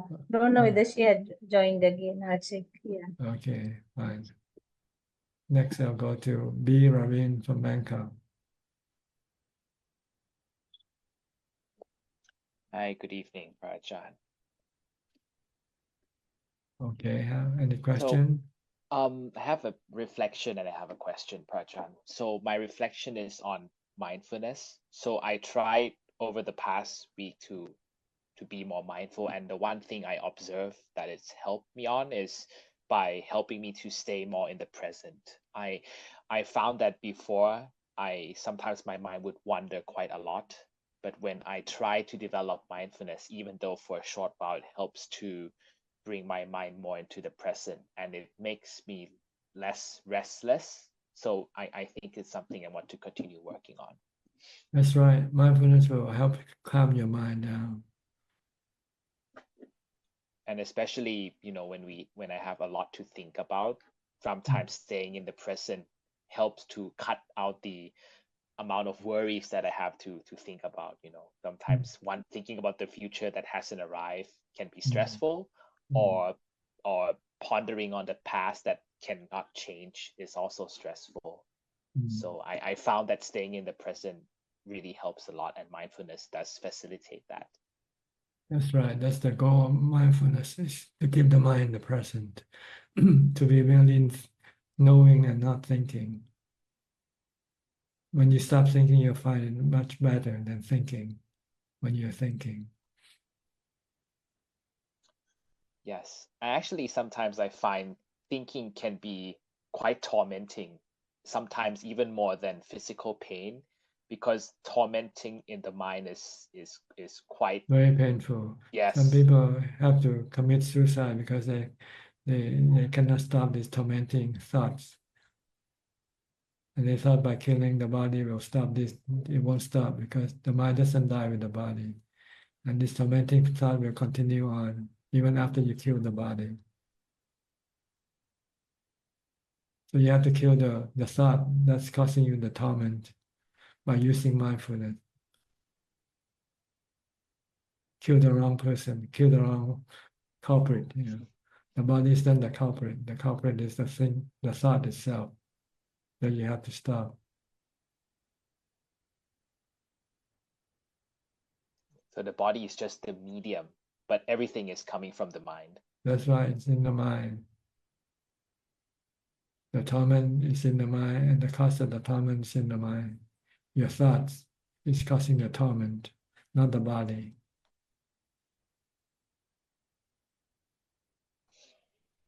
Yes. And actually that leads up to my question, Prajhan. Considering we are talking a lot about ego, what you mentioned to think of ourselves as a rag, is it like just accepting everything that comes our way and not reflecting back, kind of like just don't Yes, react. acceptance. That's the goal of our practice, to accept everything, good or bad, right or wrong, life or death. Just accept it because they have no choice. Because they come to you. And what else can you do? If you keep running away, they keep coming after you anyway, right? Yes. So when you accept them, then your mind have no torment. Your mind become calm and isn't affected by what's coming to you.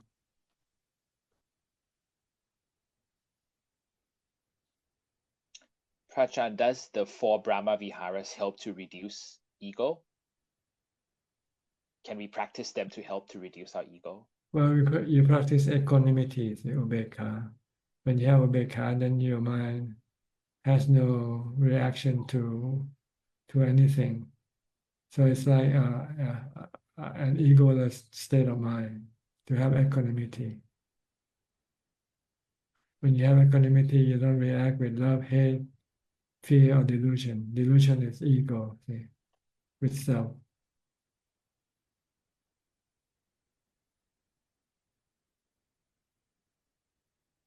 So even love can be delusional as well, right? Even though Yes.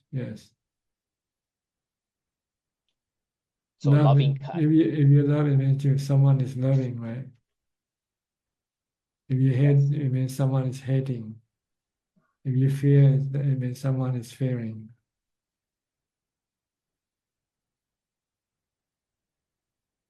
If you're delusional, you think that you are a self and other people are also it's a self. And in fact, there's no self in anybody or in anything. With equanimity, then you suppress all this reaction, love, hate, fear, or delusion from your mind. The mind just being merely knowing, accepting things as they come. because I notice sometimes positive thoughts or praise, I think what you mentioned earlier can sometimes be quite flattering. Sometimes when we receive that, we think, oh, this is nice, and sometimes we cling to it. But when it's criticism or aversion, we dislike it. But I think it's like 2 sides of the coin. You can't have one or the other. You have to discard them both. Is that right? Well, if you take them, you have to take them both, right? They come together, but not at the same time. From the same person, today he might be saying good things about you, and another day he might be speaking something bad about you. It's something that you cannot force the person to either to keep talking only about good things about you. Because the person can change his attitude toward you. Today he might love you, so he could say good things about you. And tomorrow he might hate you, and he'll say bad things about you. So if you want to accept praise, then you also have to accept criticism. Because everything is changing. Everything is not fixed, let's put it that way. Things can keep changing back and forth. Today is good and tomorrow it can be bad. And same thing like praise and criticism. You just have to take everything and accept, and without reacting. When somebody praise you, just accept. Okay, they are praising me, but you don't have to be happy. You don't have to accept it with love. And when somebody criticize you, you don't have to accept it with hate either. Just merely accepting. That's all. Just merely knowing.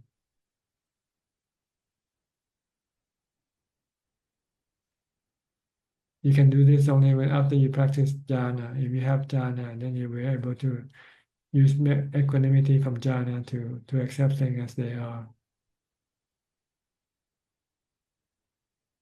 If you accept things as they are, then there will be dukkha, there will be no stress or suffering in your mind.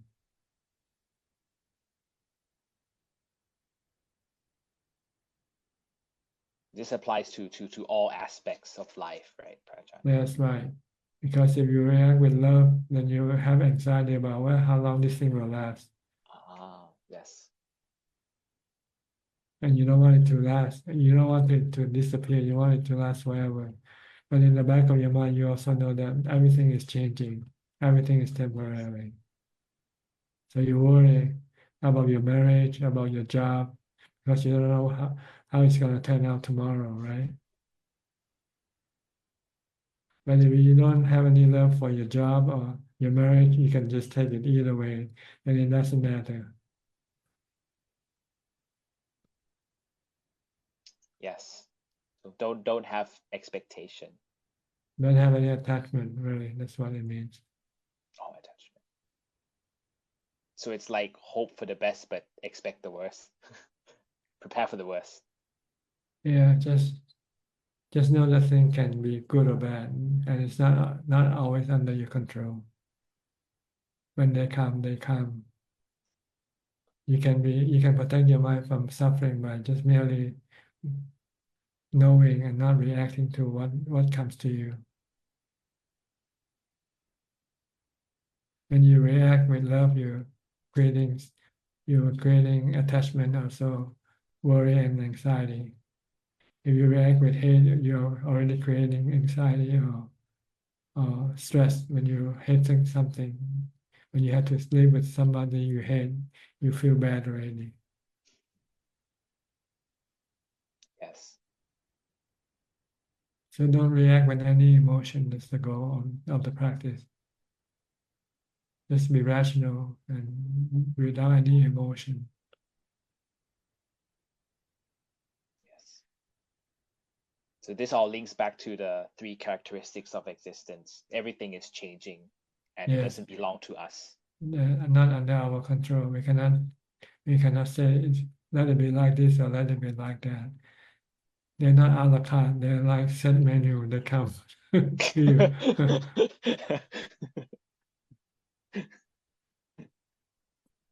Yes. Okay.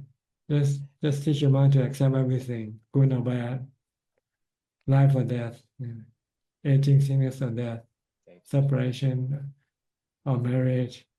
This thing happen all the time in this world. You see story about people marrying and they were happy, and the next day you see another story about another couple divorcing.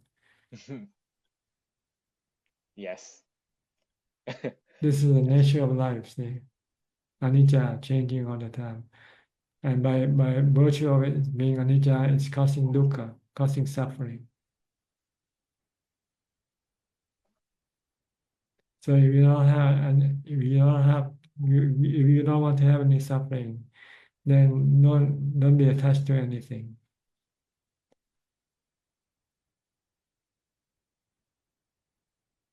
Okay, I think. Yes, Prajaan. Yep. Thank you, Prajaan.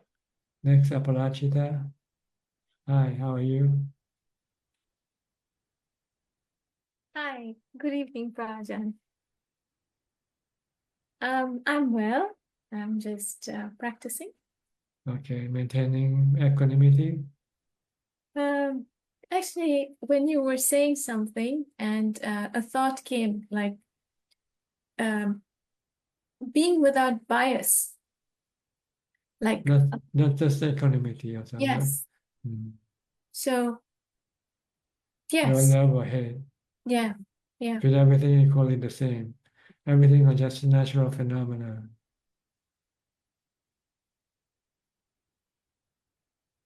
Everything is temporary. Okay, good. Thank you. You're welcome. Thank you. Next, Kek Yenso from Penang. Hi, Ajahn. Yeah, good evening. Yeah, no question, Ajahn. Yeah, listening. Okay, Christine also from Penang. Christine Koe. Good evening, Ajahn. Respect to you. And this coming Saturday, I'm going to temple for 8 precept until next Wednesday. Good, good. Yes. You should go there more often. Or stay there for as long as possible. Don't come back. Don't come back. Actually, I told Ajahn because my plan was revoked due to some instance. So maybe after that, I shall practice mindfulness in daily life. And this morning when I driving, the mindfulness is so strong. I can see all the chitta very fast, and I can find mindfulness is very good if we ignore them. Good. Keep on practicing. You can practice mindfulness every day, regardless of where you are, what you do. Just stay mindful. Then, yes. And if we have mindful, we can see our mind that's full with greed, hatred, and delusion. From there, we can cut off. That's right. You can see the reaction when you see something or hear something. Good. Very wonderful. In fact, Dhamma is very wonderful. Like Tanajan said, it can excel everything. Yes. Okay, good. Yeah. So maybe next Tuesday I will not come in until the following week. Or don't come in at all. Just remain in the temple forever.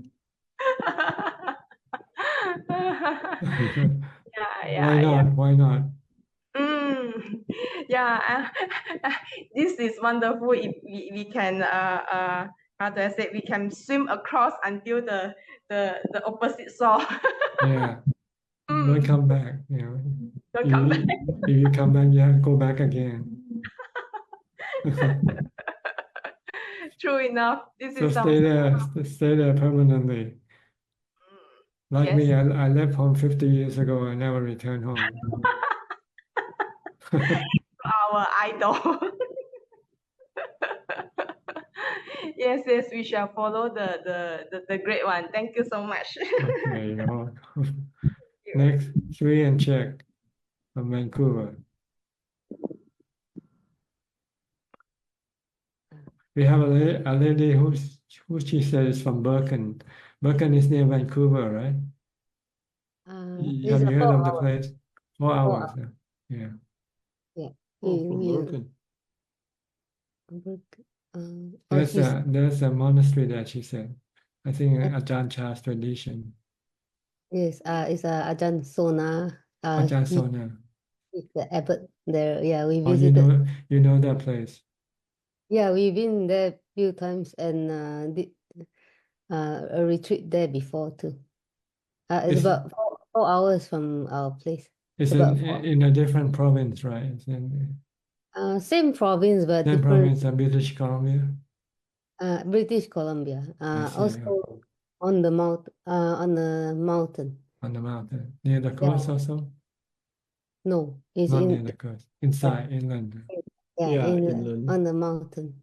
It's a very nice monastery. Yeah. I think I have seen the website before a long time ago. Oh, it's a Kamloops. The place is called Kamloops. Oh, Kamloops. Yeah, Kamloops. Yeah, it's on the mountain. Did you just visiting or did you stay for a few days there? Yeah, I stayed before a few days there. Yeah, and yeah, it's a very well run monastery. Very Ajahn so nice. Ajahn Chah's tradition. Is he Canadian? Is he Canadian? Yeah, he's actually from Coquitlam. We are in Coquitlam. He's actually from here. That's his hometown, huh? Yes. I see. Ajahn Sona's hometown. Oh yeah, Coquitlam. hometown. Yeah, yes. Yeah, Ajahn Sona. Good. Yeah. Yeah, there's a lady staying here. She said she's from there, from Birken Monastery. Oh. Yeah, Czech used to stay there over the weekend, and then I go and visit her, and I bring food to them, And I remember once, like, and I bought food there. I didn't realize I don't have mindfulness, like, on the ground there are, like, a lot of Snakes. snakes. There are many snakes Yeah, there. I almost stepped on the baby snake, and the mother snake just like hitting on me, and then when I look at, like, all the snake, like, around me. Are they poisonous snake also? Only in the summer, I don't know why, like, at that time. I don't ask if they are poisonous. I don't think they are I'm not that poisonous. sure. I know Maybe that, not, maybe I don't know. yeah, they give me a warning not to step on them. The baby snake. Yeah, There's so not to many baby snake. I don't. Yeah. Yeah. But then when I look at it, like, I just ran. Yeah, but they are okay. It's a nice place. Okay.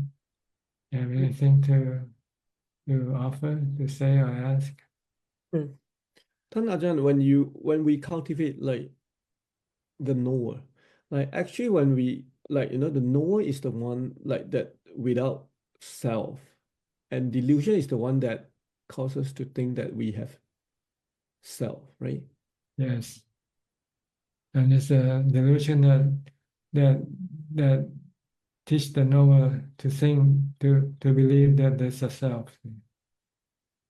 So you need the Dhamma to change the information to teach the knower that there's no self.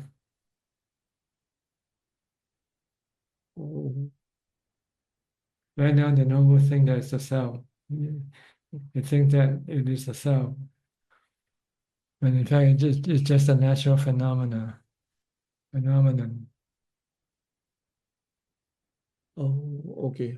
I got it wrong. I thought the knower know that there's no self, but no, the knower still need the Dhamma. The knower just merely know, and it depends who feed it the information. The delusion is the defilement that feeds the knower that there is a self, that it is a self. So it believes in what it's been fed. So we have to give it the new information that there is no self. From the analysis by the Buddha said there's no self in anything. Everything are elements, everything are natural phenomena, like wind and rain and sun. No self in anything. Okay. And that's the wisdom part. Yes, that's the enlightenment of the Buddha. To see anatta, sabbe dhamma anatta. We see sabbe dhamma atta. We see everything as a self or belonging to a self. You have a car belongs to a self, right? You have a body is a self. But the Buddha said this is not the truth. The truth is there's no self in the body, no self in the car, no self in the mind.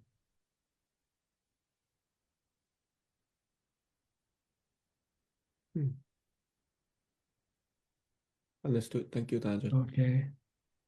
Do you believe that? You understand what do you believe that? No, because we need to get to equanimity, You need to right? get to. You cannot yet let go of your ego. You have to get into the fourth jhana first. Yeah. Yeah. I just think of the knower. I think I misunderstand the knower. I thought the knower already know that there's no self, but I didn't know that actually the wisdom is the one that teach the knower, right? That's right. And without the body, nobody in this world will know that there's no self. Yeah. Everybody in this world will think there's a self. Mm. Every knower will think it is a self.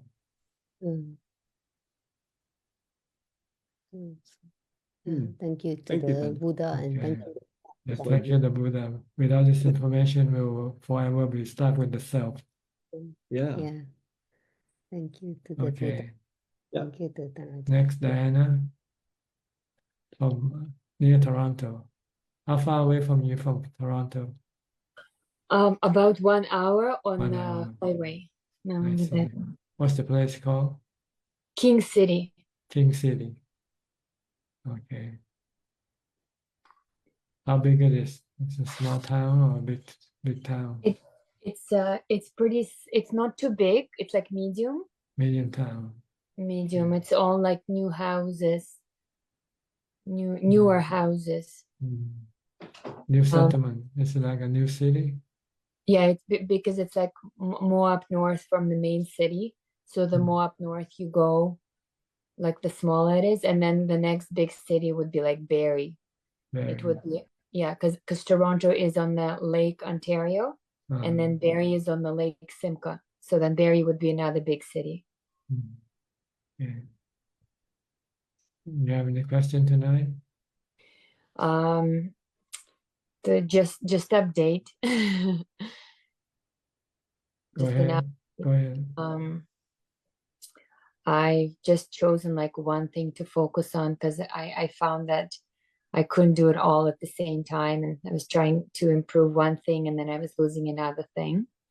So then I just decided I've been successful in just trying to maintain the 6 precepts instead of 8, because trying to work and get things done a lot of the times, the meals were pushed aside, like the timing just wasn't working out.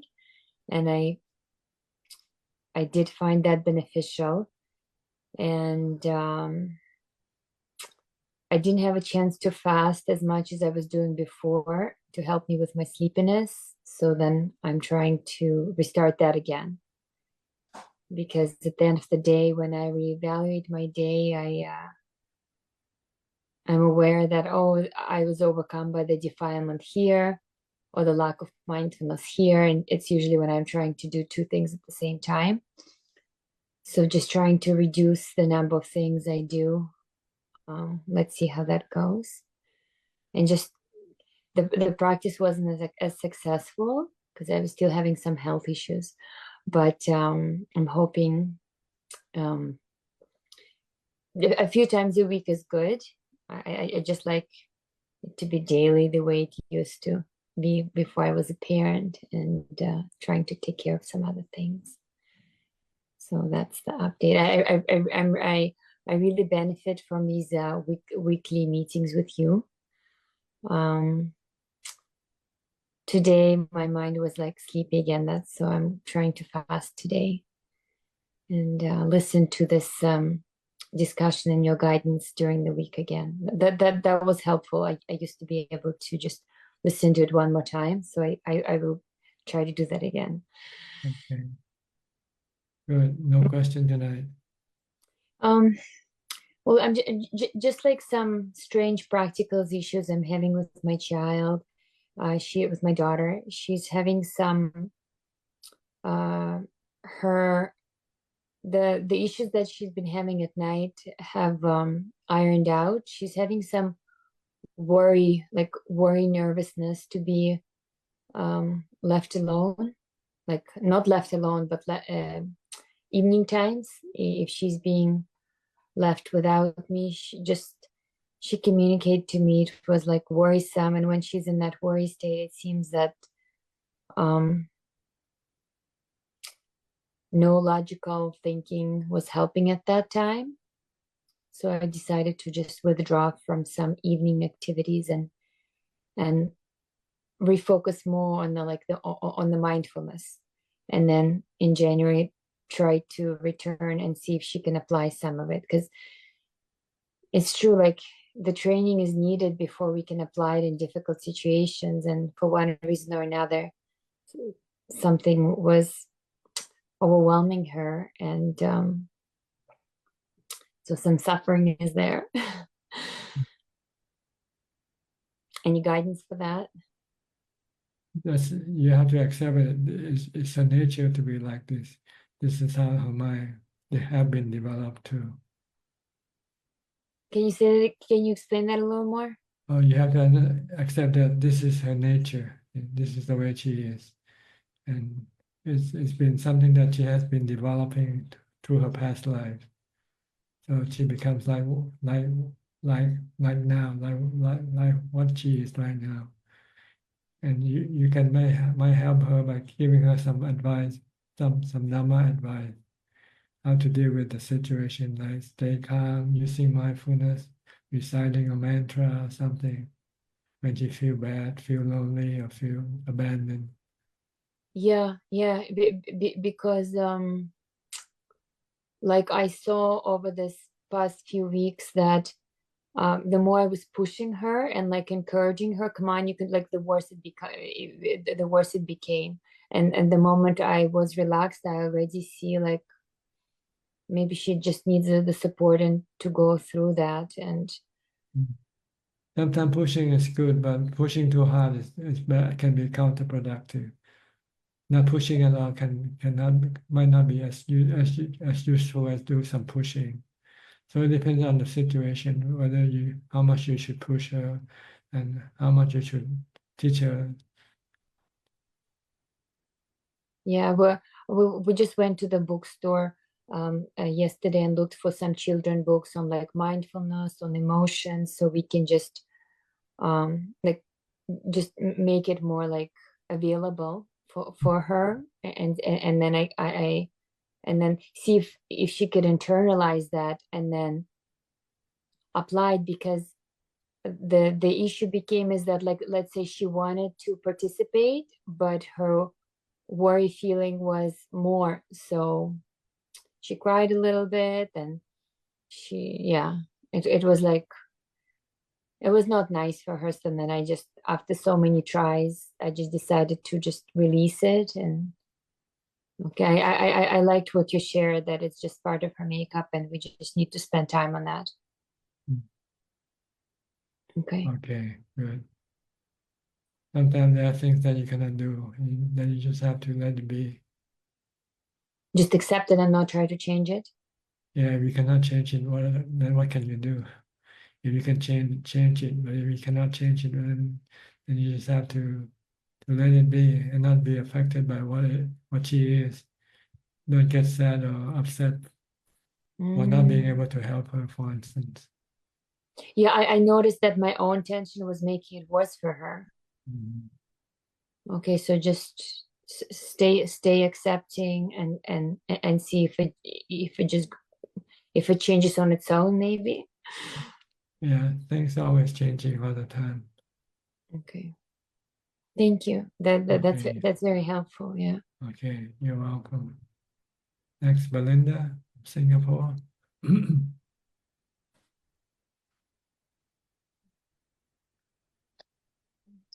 evening, Kanaja. Yes, anything? Yes, just quick about you being doormat. Are there situations where I understand, like, things happen and we have to accept. Are there situations where we need to, like, the exceptions, like, for instance, if it's a molest, then we have to take constructive action?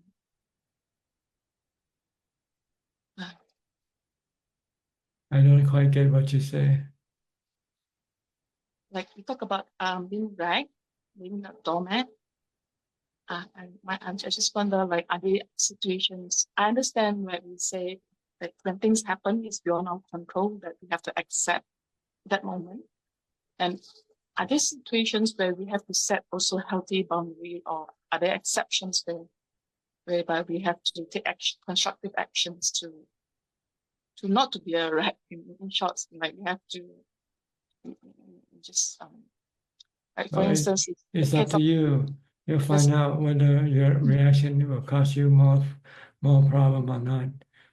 Yeah, like sometimes if not reacting can keep things calm and safe, then maybe it's better not to react.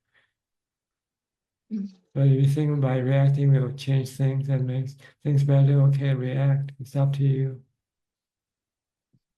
But so I understand. I didn't say that first we accept that things happen first, and then we plan for constructive action, what to take. Yes, if you can do something constructive, do it. If you cannot do it, then just let it be.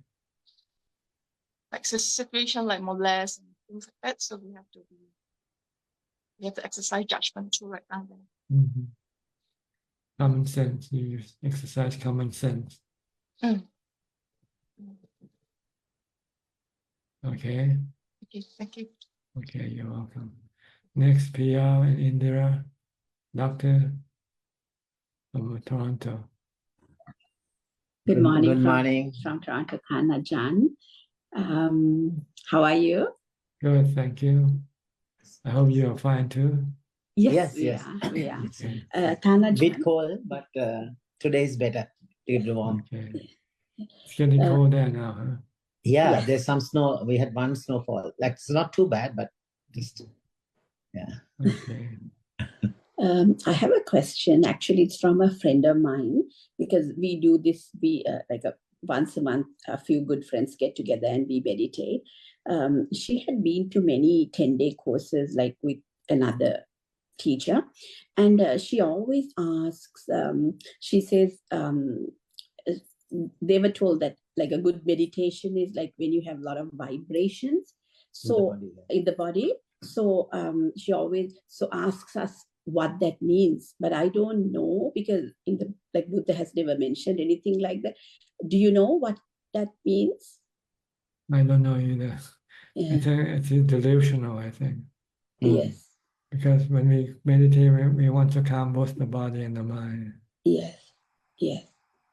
Yes, So Tanajan. if there's any vibration, then it means the mindfulness is not strong to prevent the mind from creating this vibration in the body.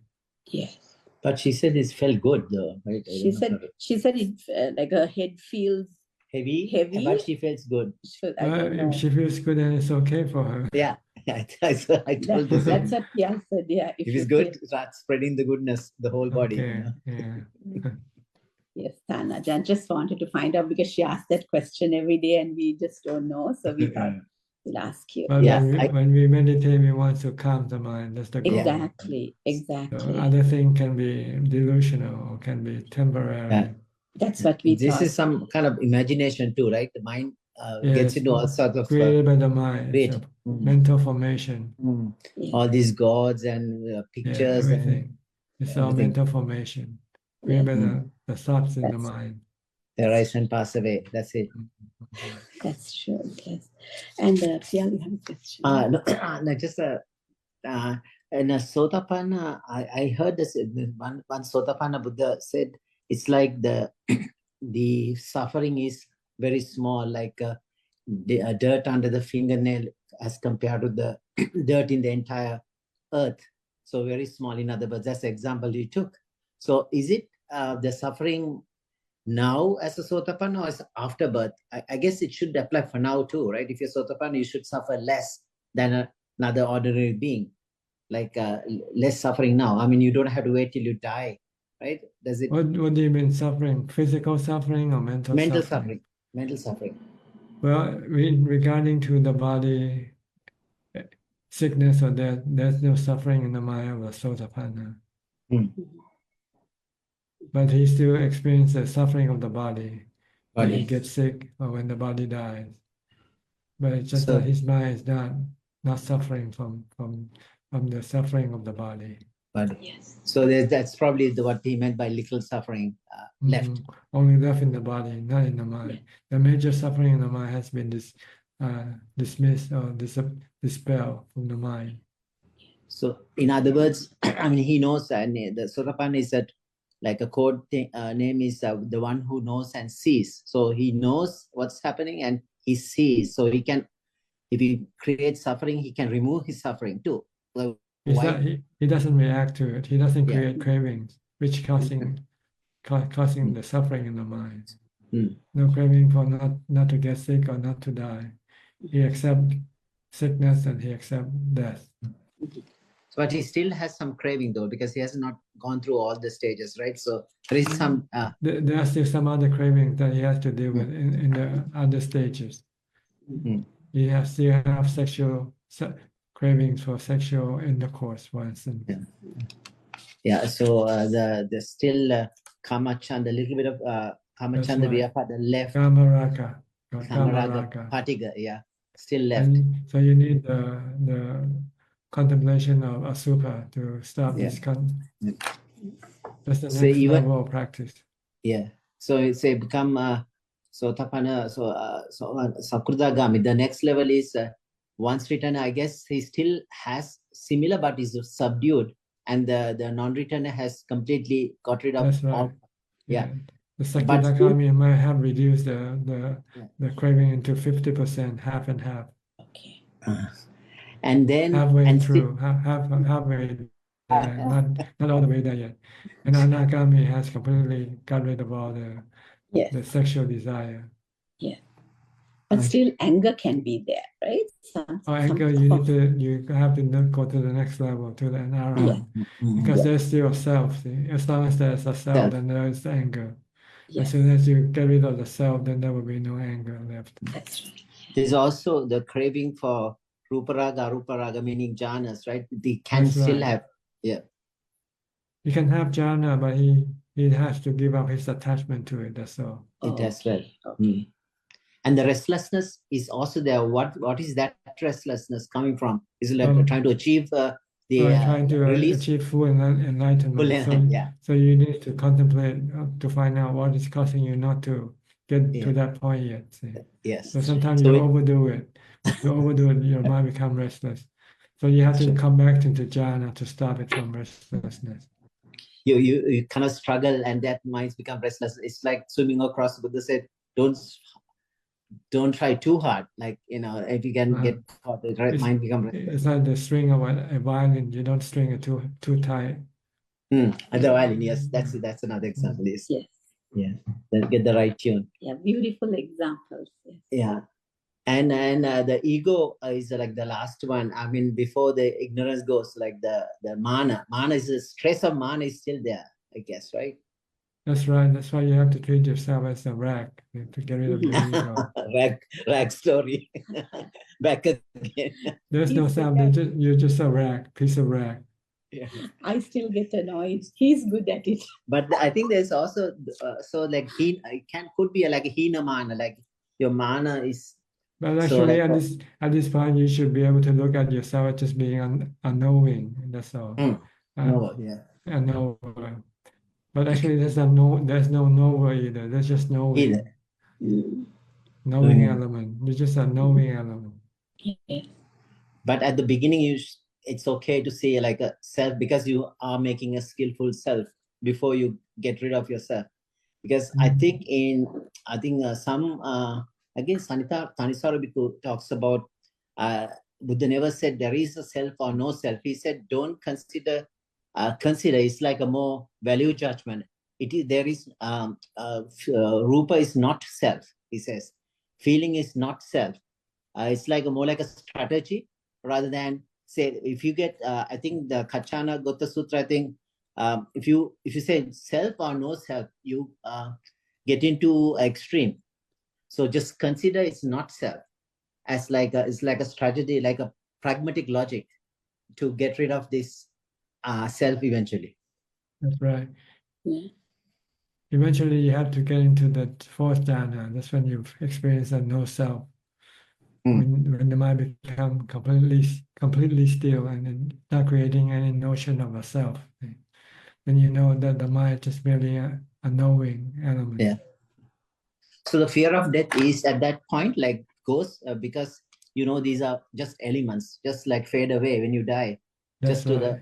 Nobody dies. The body is not a cell. It's just a composition of the four elements, which one day will have to decompose and go separately. So air goes first, heat, and then the liquid and the solids after the final. That's right. The final, what left behind is the earth element. Like the bones and the bone and all the dry. Yeah, I saw a nice video. Organ, all the dry organ. Yeah, clip yesterday from Sri Lanka. There are monks like who had been not cremated, or it's just with the robes. They are put in certain kutis, and their body is decomposing. And after 21 days, it's still there. Anybody can go and see just the robe and the skull. They were showing.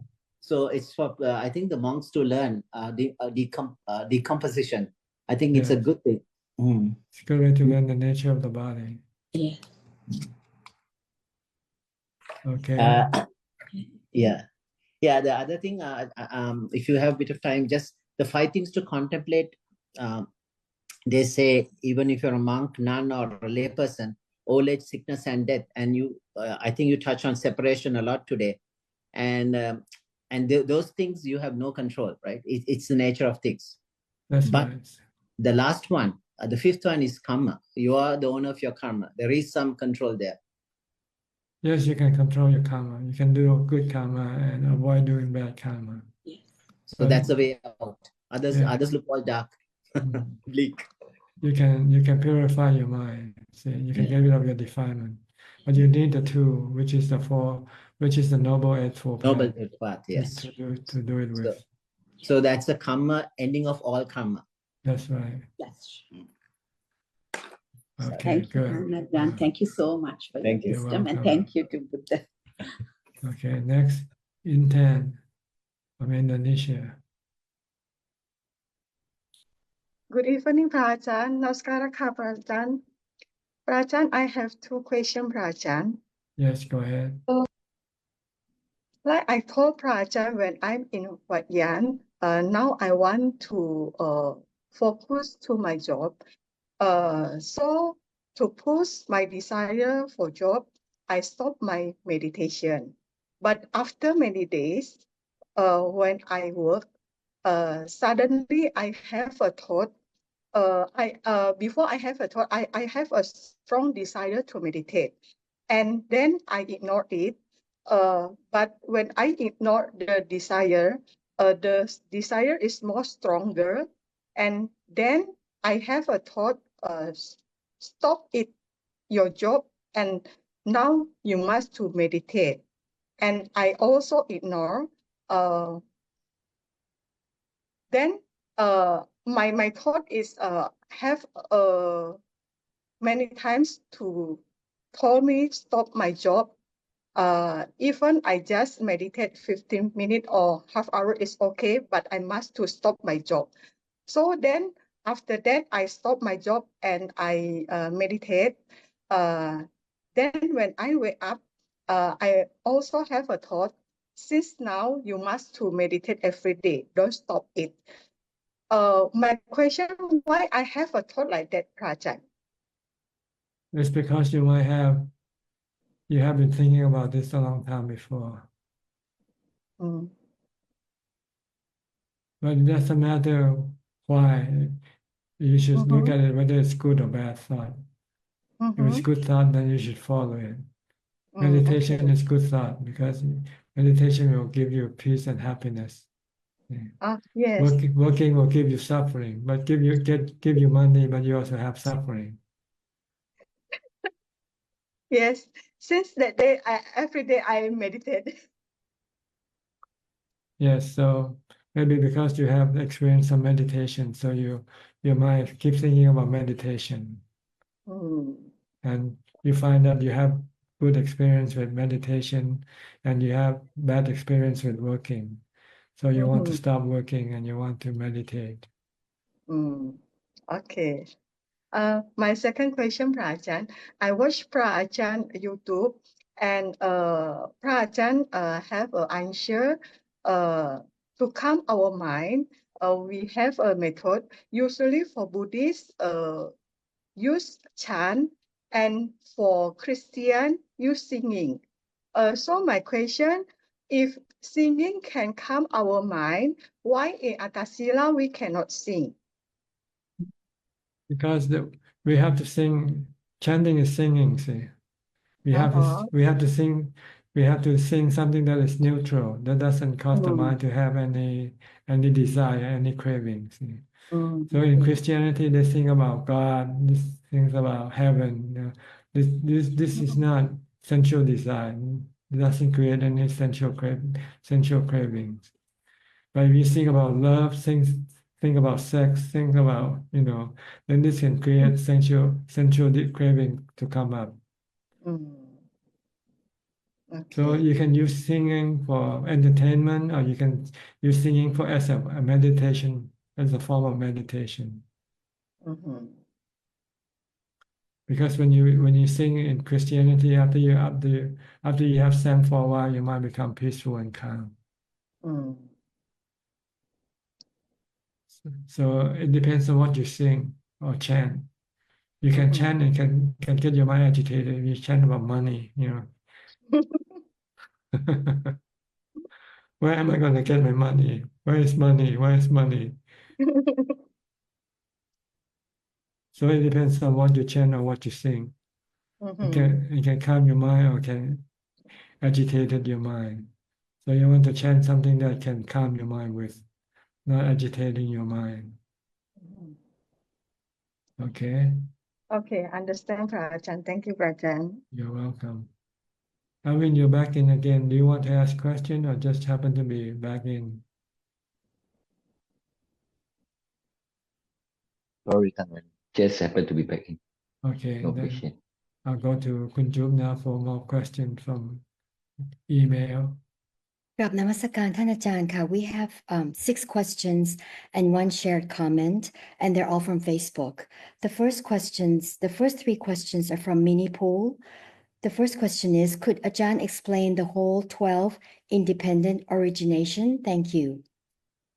I'm sorry, we don't have the time to go all through the 12 one.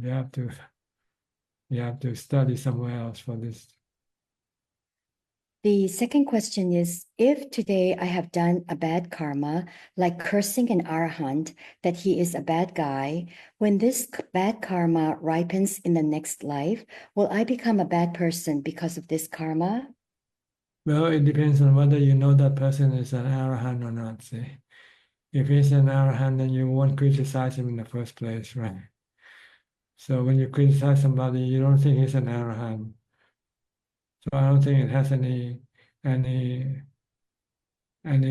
strong effect on your criticism. See? But if you know this person is an arahant, and you still insist on criticizing him, then that can have strong implication to yourself, to strong consequence.